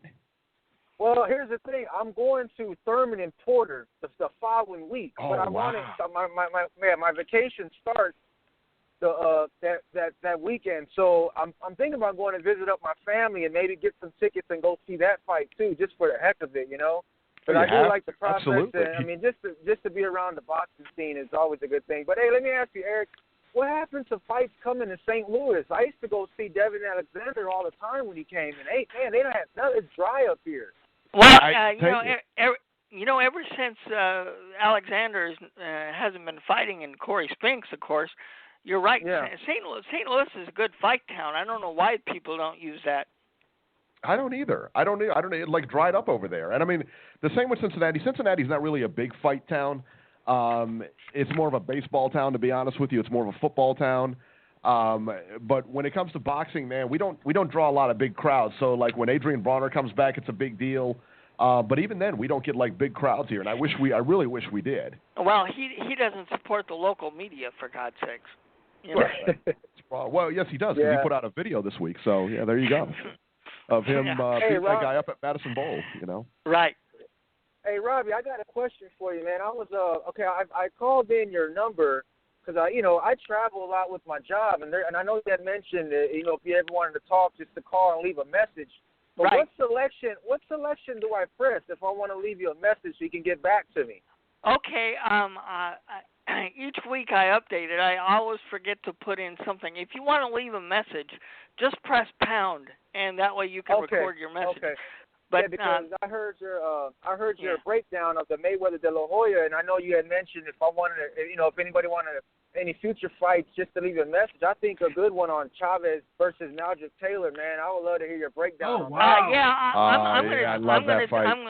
I'm going to do that one of these days, but I want to focus on series of fights. Like the next three, I'm going to do are Gotti and Ward. Then I want to break down Israel Vasquez, Rafael Marquez, all that series of fights.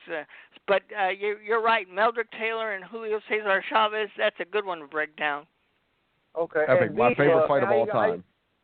How you doing, Beeb? I was a big fan of you guys on the other show. That's why I'm reaching out. On the other podcast you guys were on before. That's why I'm kind of reaching out. I support all boxing podcasts, man. And when I heard you guys were coming on, and Eric, man, I really enjoy listening to you too. I was like, let me support these guys too, man. Oh, I appreciate that, man. Yeah, Beeb, those fights you posted yesterday, Beeb, were those fights live like yesterday? Which fights you talking about? Yes, they were. Yeah, the ones I tweeted out to me. The UK fights? Yeah, the UK fights. I'm going to watch them tonight. I just wasn't sure if those were old fights or if those are yesterday. Those are good fights, too, bro. You'll enjoy them. Yeah, I'm going to check them out. And, guys, I called in. I'm just getting off work now, so I called in when Jimmy's Corner called. Did you guys touch on the Showtime fight on Friday? Yeah, we talked about them. Well, what can you say about them? Brother. Give your thoughts. Yeah. Yep. Yeah, we did. The cruiserweight division to me, man. I try to stay positive. I love the sport so much. I tried my best, man. It didn't do nothing for me, man. I mean, to me, the most entertaining thing on that night was the Floyd Mayweather interview, and to me, that's the problem. One of the entertaining parts of that whole card was Jay Nady in the ring, man. He had a comic thing going on. Yeah. He was so overly officious in that fight; it was sickening. Oh, I know, but he got a little carried away. But man, he popped off some good jokes, man. Oh boy. Yeah.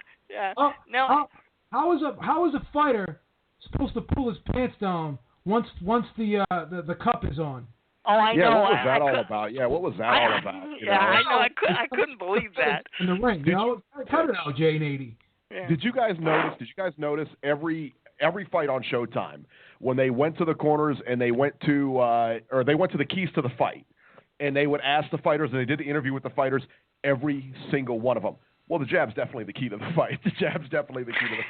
Yeah, and then every one of them. Come on, guys. And then when they got pretty obvious they read the cue cards. Yeah, and then when they got in the ring, you didn't see the jab. You didn't see one jab. Yeah, it's like, give me a break, Oh, awesome. Yeah. Hey, B, what did you think of the Dallas Jr. Dusty Gonzalez? Who did you have winning that fight? Dusty Hernandez, you mean? Yeah. I had Dallas clearly winning that fight 96-92. Yeah, I heard. I watched that one too, and he was putting a whooping on Dusty. I don't know what happened with that, man. I thought Dallas won that fight. Yeah, me too. What a shame. I think you're going to see a rematch of that fight, I believe. You want to know what that fight reminded me of? You guys remember Paul Williams versus Ruslan De Lara? Absolutely. Paul Williams got a decision on that fight, and it was the same thing. Lara was just picking them apart, going in and out, and picking them apart with the left hand. Wasn't that fight so similar? Yeah, and remember what happened to those judges? They're no longer judging fights. Yeah, that's true. Yeah. That's true. Hey, Eric, let me ask you a quick question here, man. Sure. As Deontay Wilder. Now, do you think when he comes back, should he just go ahead and try to get a tune-up bout this summer or just plan for the fall? I'm always thinking about the only other guy I would think is maybe Chris Arreola. I mean, I know that guy's kind of over the hill now, but it's kind of a stay busy fight. What would you do if you were Wilder's handler? I fight as soon as possible, and I know he likes to keep busy. I know Deontay really likes to keep busy.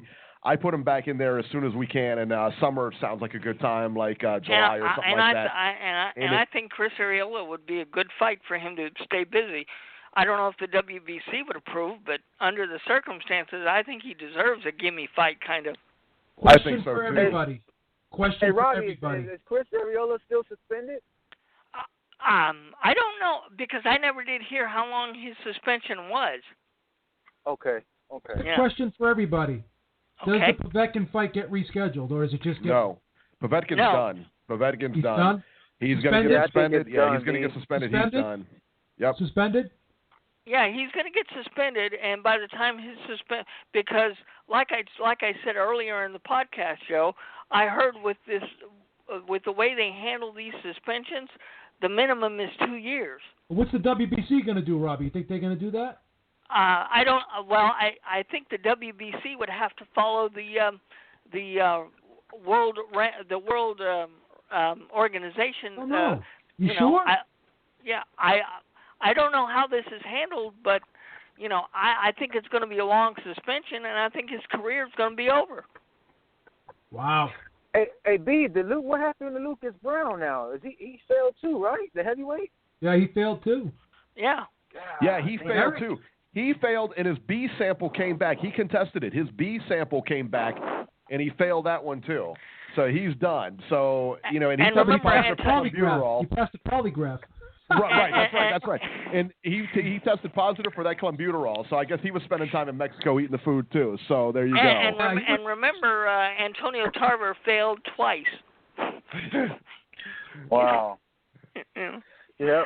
Well, guys, I appreciate you taking my call. And Eric, if I get, are you going for as a press, or are you just going to attend the fight as a friend? I'll go as the press, but if I go, I mean, just look me up. I mean, just Twitter me or whatever, and let me know, and I'll meet up with you there. Absolutely. All right, sounds good, man. And Beav and Robbie, nice symphony. Robbie, I'm gonna give you a call this week so we can talk, man. Okay, cool. All right. Okay, take care, guys. Good talk. All right. Have a good one, man. Thank you. Good.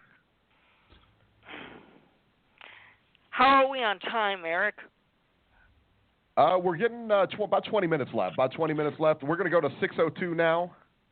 Hopefully here. Let me. Okay. 6:02. You're live. Yo, what's up, panel? Can you guys hear me? Yeah, loud and clear. All right, good, man. This is Brandon from Arizona. Yo, man, I'm liking the show. This is my second time tuning in. You guys are doing a great job, man. Let's talk a little bit about this Mayweather-McGregor thing. Yo, man, I'm with Beeb, man. It don't matter whatever it is. People are going to buy this. I'm going to buy this. You know what I'm saying? No matter if we want to see it or not. It's just going to be – it's one of those things where I think this could be over. I don't think it'll do Mayweather-Pacquiao numbers, but I think it'll do more than Mayweather-De La Hoya. Wow. I think so, too. Everybody thinks I'm crazy. 2-5 it's doing. 2-5 easy. McGregor, yeah, I agree. Absolutely. McGregor is the best person to promote a fight with. Like, the other people that Floyd's promoted fights with, you know, the big ones with Canelo and Pacquiao, those guys don't even speak English, you know what I mean? So they didn't even really give you anything to really get hyped up. McGregor's going to be talking mad shit, man. This is going to be like the great white hype to the third power. I mean, it's going to be a beautiful build-up to this fight.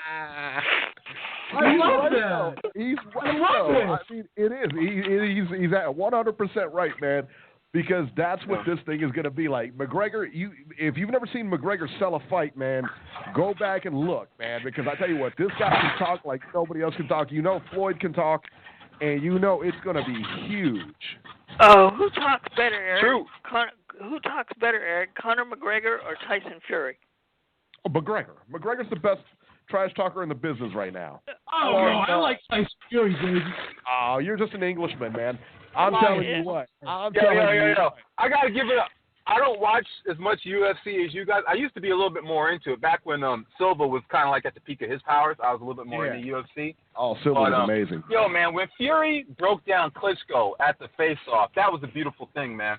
When he looked him dead in his eyes and he said, well, who have you beat that I couldn't? And you could tell that Vlad had to really think about that shit like, damn, who have I beat? And the best thing he could come up with was David Haye. And Fury just laughed at him like, get the fuck out of here, man. David Haye, really? Like, so I really enjoy Fury for what he brings to the table. Hopefully the next fight is going to be a little bit better. And then real quick, I just want to hit on this Povetkin Wilder thing. You know, I really was excited to see this fight, man. I was probably more excited for this fight as far as heavyweights since I mean, it's probably been a while, man. Maybe since like since Vlad versus Fury or Vlad versus Haye. You know what I'm saying? Because I just thought this was going to be a real exciting fight. Fans were emotionally invested. You know, there's people that think Wilder is all this, and then there's people that think he's a piece of shit. So it was just going to be it was going to be in Russia. You know, so you were going to have that element of it. So that was going to be kind of odd because all kinds of kooky things happen over there, you know. But I'm just really disappointed that we're not going to get to see this one, man. And I hope they can reschedule it. Even though, you know, Povetkin should be suspended, but, you know what I mean? It's tough. And if Wilder does fight again, you know, he should take a fight soon. But, you know, for Wilder, man, we're kind of wanting him to step up and fight a top, you know, five or so heavyweight. Well, and, it's not his fault that the guy failed to test. I mean, I agree. He needs to be in the ring, and that's why the other caller that mentioned Chris Arreola, that would be a good stay busy fight. And I think the WBC that'd be a good stay busy. Yeah. Povetkin, let me tell you right now. What I'm saying is, go ahead. Povetkin has lost his title or lost his shot at any other title now because he will be suspended. My guess is at least for a year. He's going to get suspended for a year at least. I agree. Then he's going to lose his title. He doesn't come back as a number one ranked contender. Yep. You know, that's the other thing. He doesn't come back as a number 1 ranked contender. So, at that point, man, that's it. So he's got to fight his way back, and good luck with that. He's going to be a year older, and, No, but I just wanted to say this is that, you know, it's tough being a heavyweight because there's not too many. It's not like the welterweight division. There's not like, you know, 15 people with a name that you can fight. You know what I'm saying? So if you don't get one of those top, you know, 5 or 6 guys, you know, the talent level just kind of falls off a cliff with the notoriety of whoever you're going to fight. Because Chris Arreola is not a bad fight, but it's kind of like we just want to see more. You know what I'm saying? So it is what it is, and all you can do is fight the people you put in front of you. That's the thing. I mean, he's fought Chris Arreola competition, you know, and he's fought him for a long time. That's why everybody was looking forward to Povetkin, because Povetkin was that guy. He was the step up from Bermain Stavern, and Bermain Stavern is a really good. Right, he's a really good fighter. But Povetkin was that step up that everybody knew that he was the fighter that everybody knew that if you beat this guy, hey, we're down with you. We think this is going to happen. So, and he's missed that opportunity, and unfortunately Povetkin has too, man, because that's that's his shot at the big title, man. So very unfortunate. Word. And then before I get out of here, man, I just want to ask you guys: did you guys see the Duradola British fight, the cruiserweight WBC title fight the other day? No, I didn't know. Yeah. No. Okay. I didn't see it either. I was going to ask you guys what happened. I queued it up on YouTube last night to watch it and then fell asleep.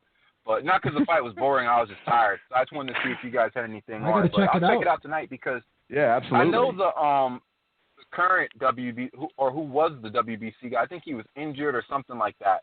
So they put this on between Duradola and this guy Breedis or something like that. But I try to get into the cruiserweight division a little bit more because there's no politics involved in it. So there's none of this guy can't fight this guy or that guy can't fight. Excellent. You know what I'm saying? And there's some pretty good fighters up there right now. I've watched a couple of Usyk tapes, and Usyk's pretty nice. I really like Usyk a lot.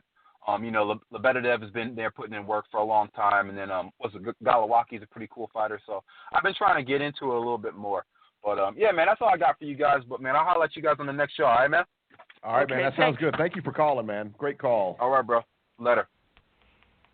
Great call. Yeah.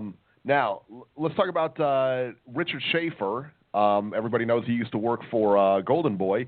He will be returning to boxing now. And the rumor is that he's going to be coming back with Floyd Mayweather this summer and work for Mayweather Promotions. Yeah, well, that's been a rumor for years, ever since the whole Golden Boy thing was settled. And, of course, he didn't only work for Golden Boy. He tried to rip Golden Boy off, so, you know. Yeah. Exactly. Let's talk about the train wreck of the week now. This is a good one, and it involves the Adrien Broner train wreck of the week. It was named after him, and for good reason. AB is going to have a tough time with his criminal case now involving assaulting a man outside of Madison Bowl in Cincinnati. The tape is surfaced, and you can see it on Ringside Reporter's website. The tape is clearly AB threatening the guy. Broner has a very distinctive voice, so there's nothing he can really do to say that wasn't me. I mean, clearly it's him. The people around him are going, chill, AB, chill, you know, and they're trying to restrain him and, you know, verbally restrain him and everything like that. Broner just keeps threatening this guy. This is bad news, man. This is really bad because this is a criminal case. This isn't like, you know, I don't know that this is a case where he can just, you know, give him money and let's make a plea. This is a criminal case, man, so...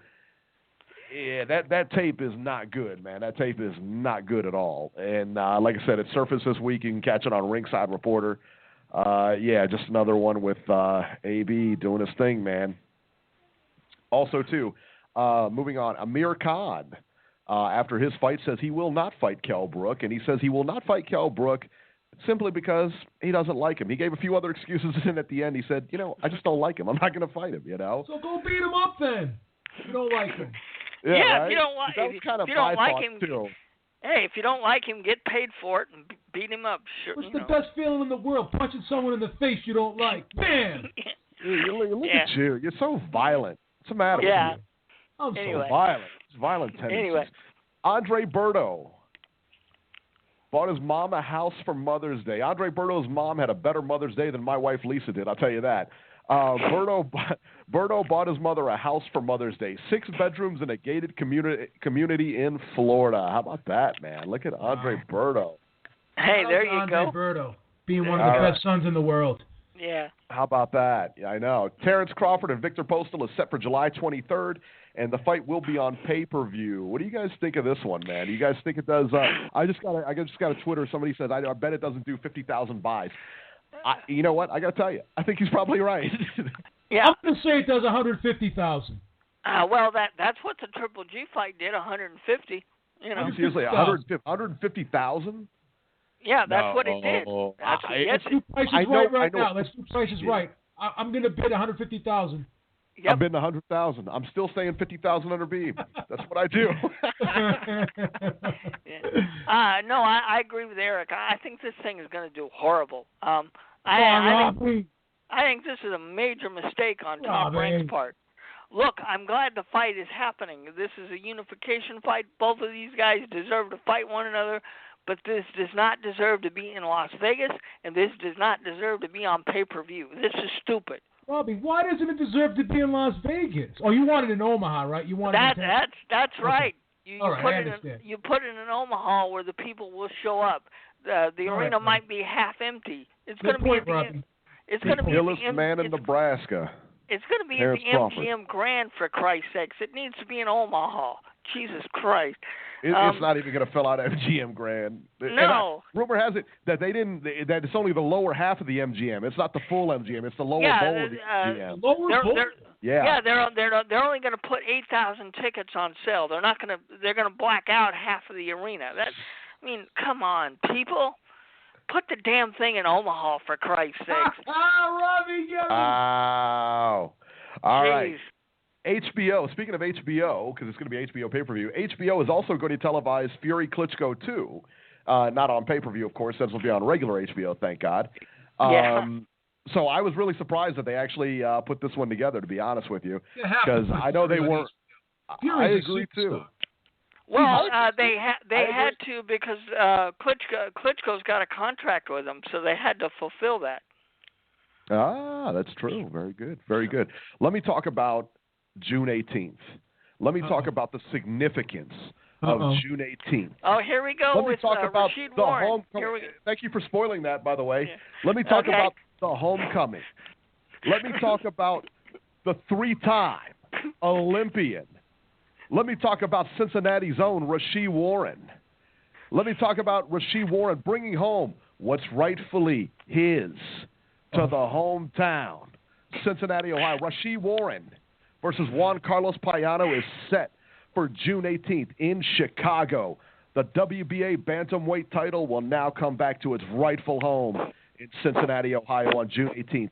Let me tell you something. Juan Carlos Payano better shine that belt up real nice. He gets to keep one, and he takes one to the fight. The one he takes up to the fight better be shined up real nice, because it's going back home with my man Rashid. That's all I got to say. And Eric will be there to cover it live. Absolutely. It's what I do. Yeah.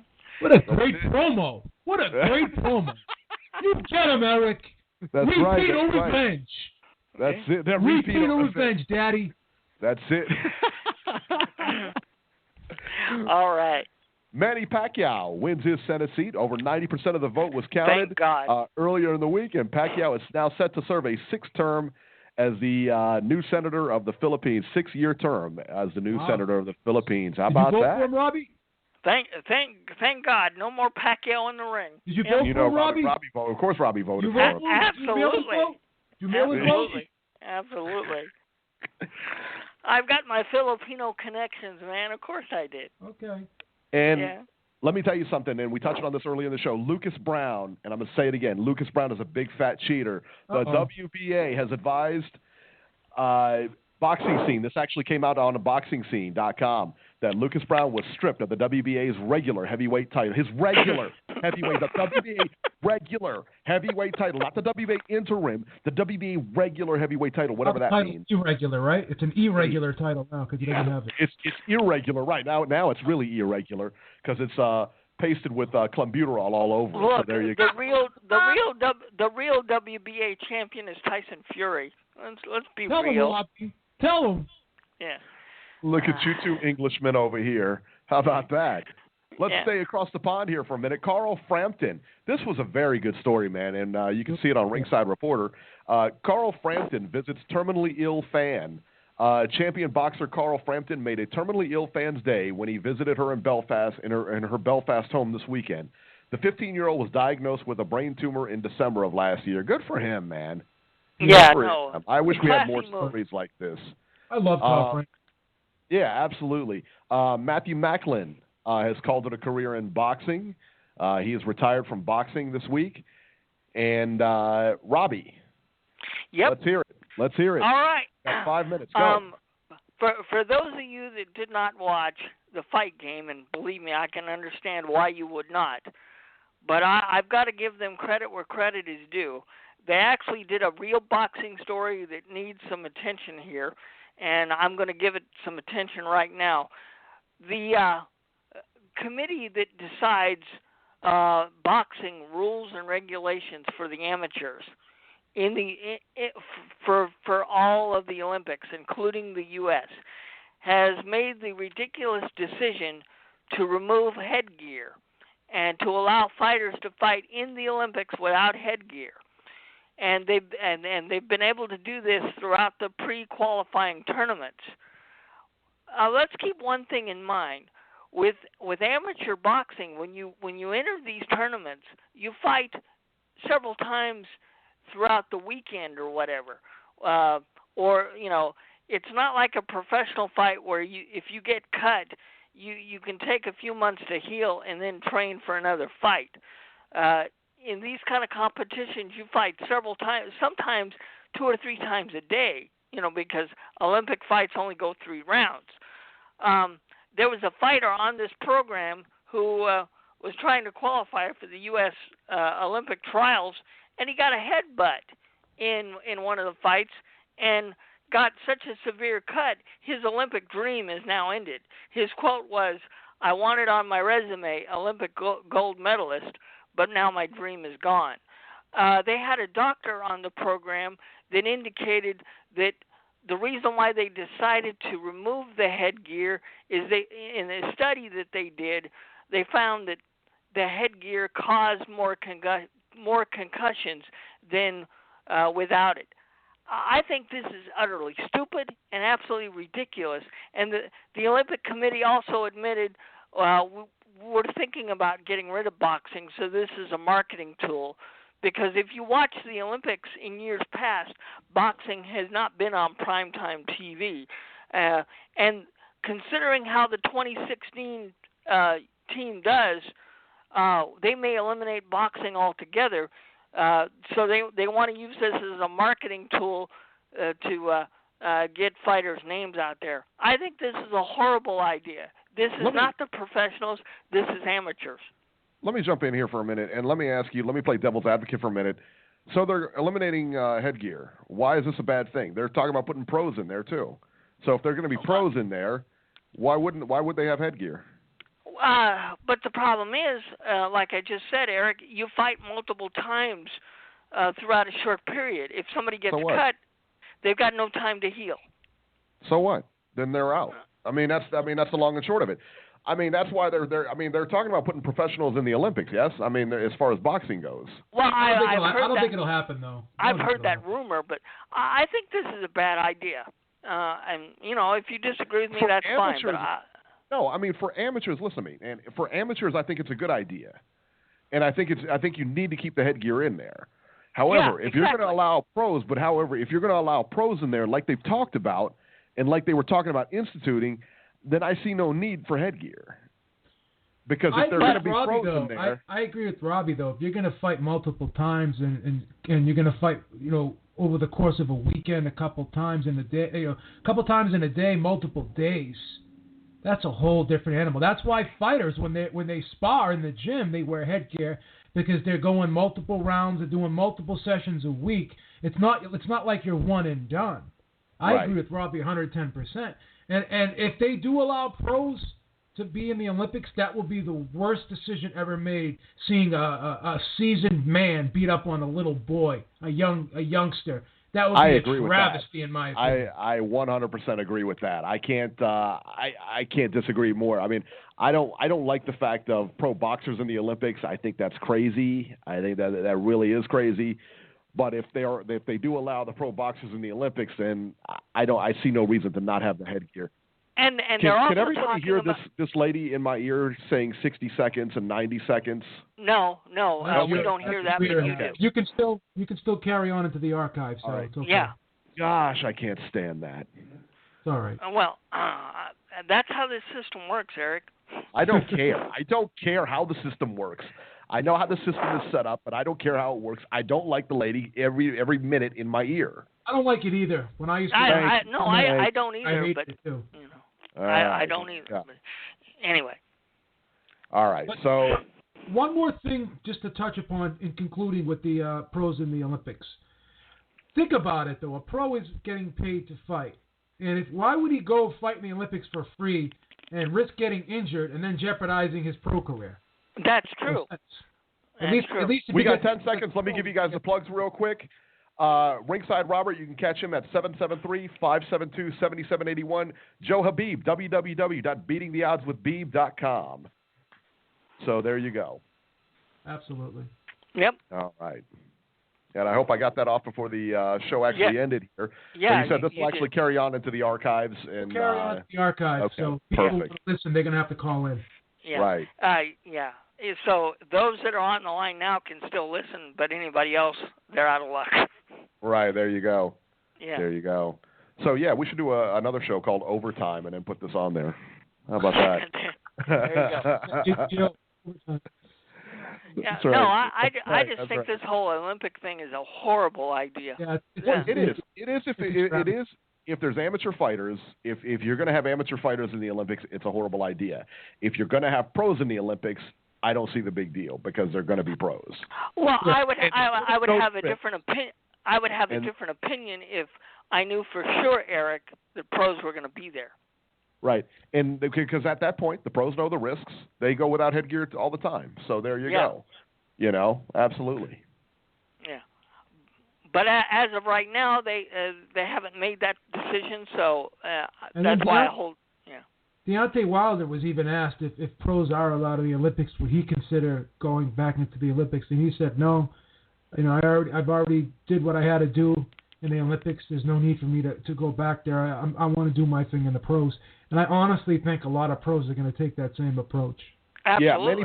Yeah, Manny Pacquiao said he would go back in for a medal. God. Well, he won't now. You know. Who knows, man? They're still calling his name out, so who knows, man? Yep. All right. Well, listen, man, that'll do it for this edition of Ringside Reporter. As always, you can catch Robert on Twitter at Ringside Robert, or you can call Ringside Robbie's Corner at 773-572-7781. And listen to all the podcasts and fights. You can catch Joe Habib on Twitter at jhabib1 and find his YouTube channel now at www.beatingtheoddswithbeeb.com. I'm at Ringside73, and also, too, I want you to listen to Ringside Robbie's history lesson. This is a really good podcast. It debuted this week, and he talks about all the old fights, and he's alluded to it in here on the program, but he's talked about all the old fights, and, I mean, it is really good. And he talks about he goes in-depth. He's going to go in-depth with the fights and everything like that, so, and kind of takes you back in time there. And also, too, if you call his number there, the 773-572-7781 number, you'll actually get to hear the fights. Hopefully we'll be able to get all on there. You'll get to hear the fights and the podcast that when I talk about them. So yeah. Right, absolutely. So so good stuff there, man. And Beeb with his new website, www.beatingtheoddswithbeeb.com. This, of course, just takes you to the YouTube page, but it's an easier way rather than going there and searching it, and maybe you find it, maybe you don't. Easy way to do it. So excellent. That's it, and we will see you next week. All right, take care, everyone. Until next time, have a great night. Yeah. Absolutely. See you later, everybody. And we're out. All right.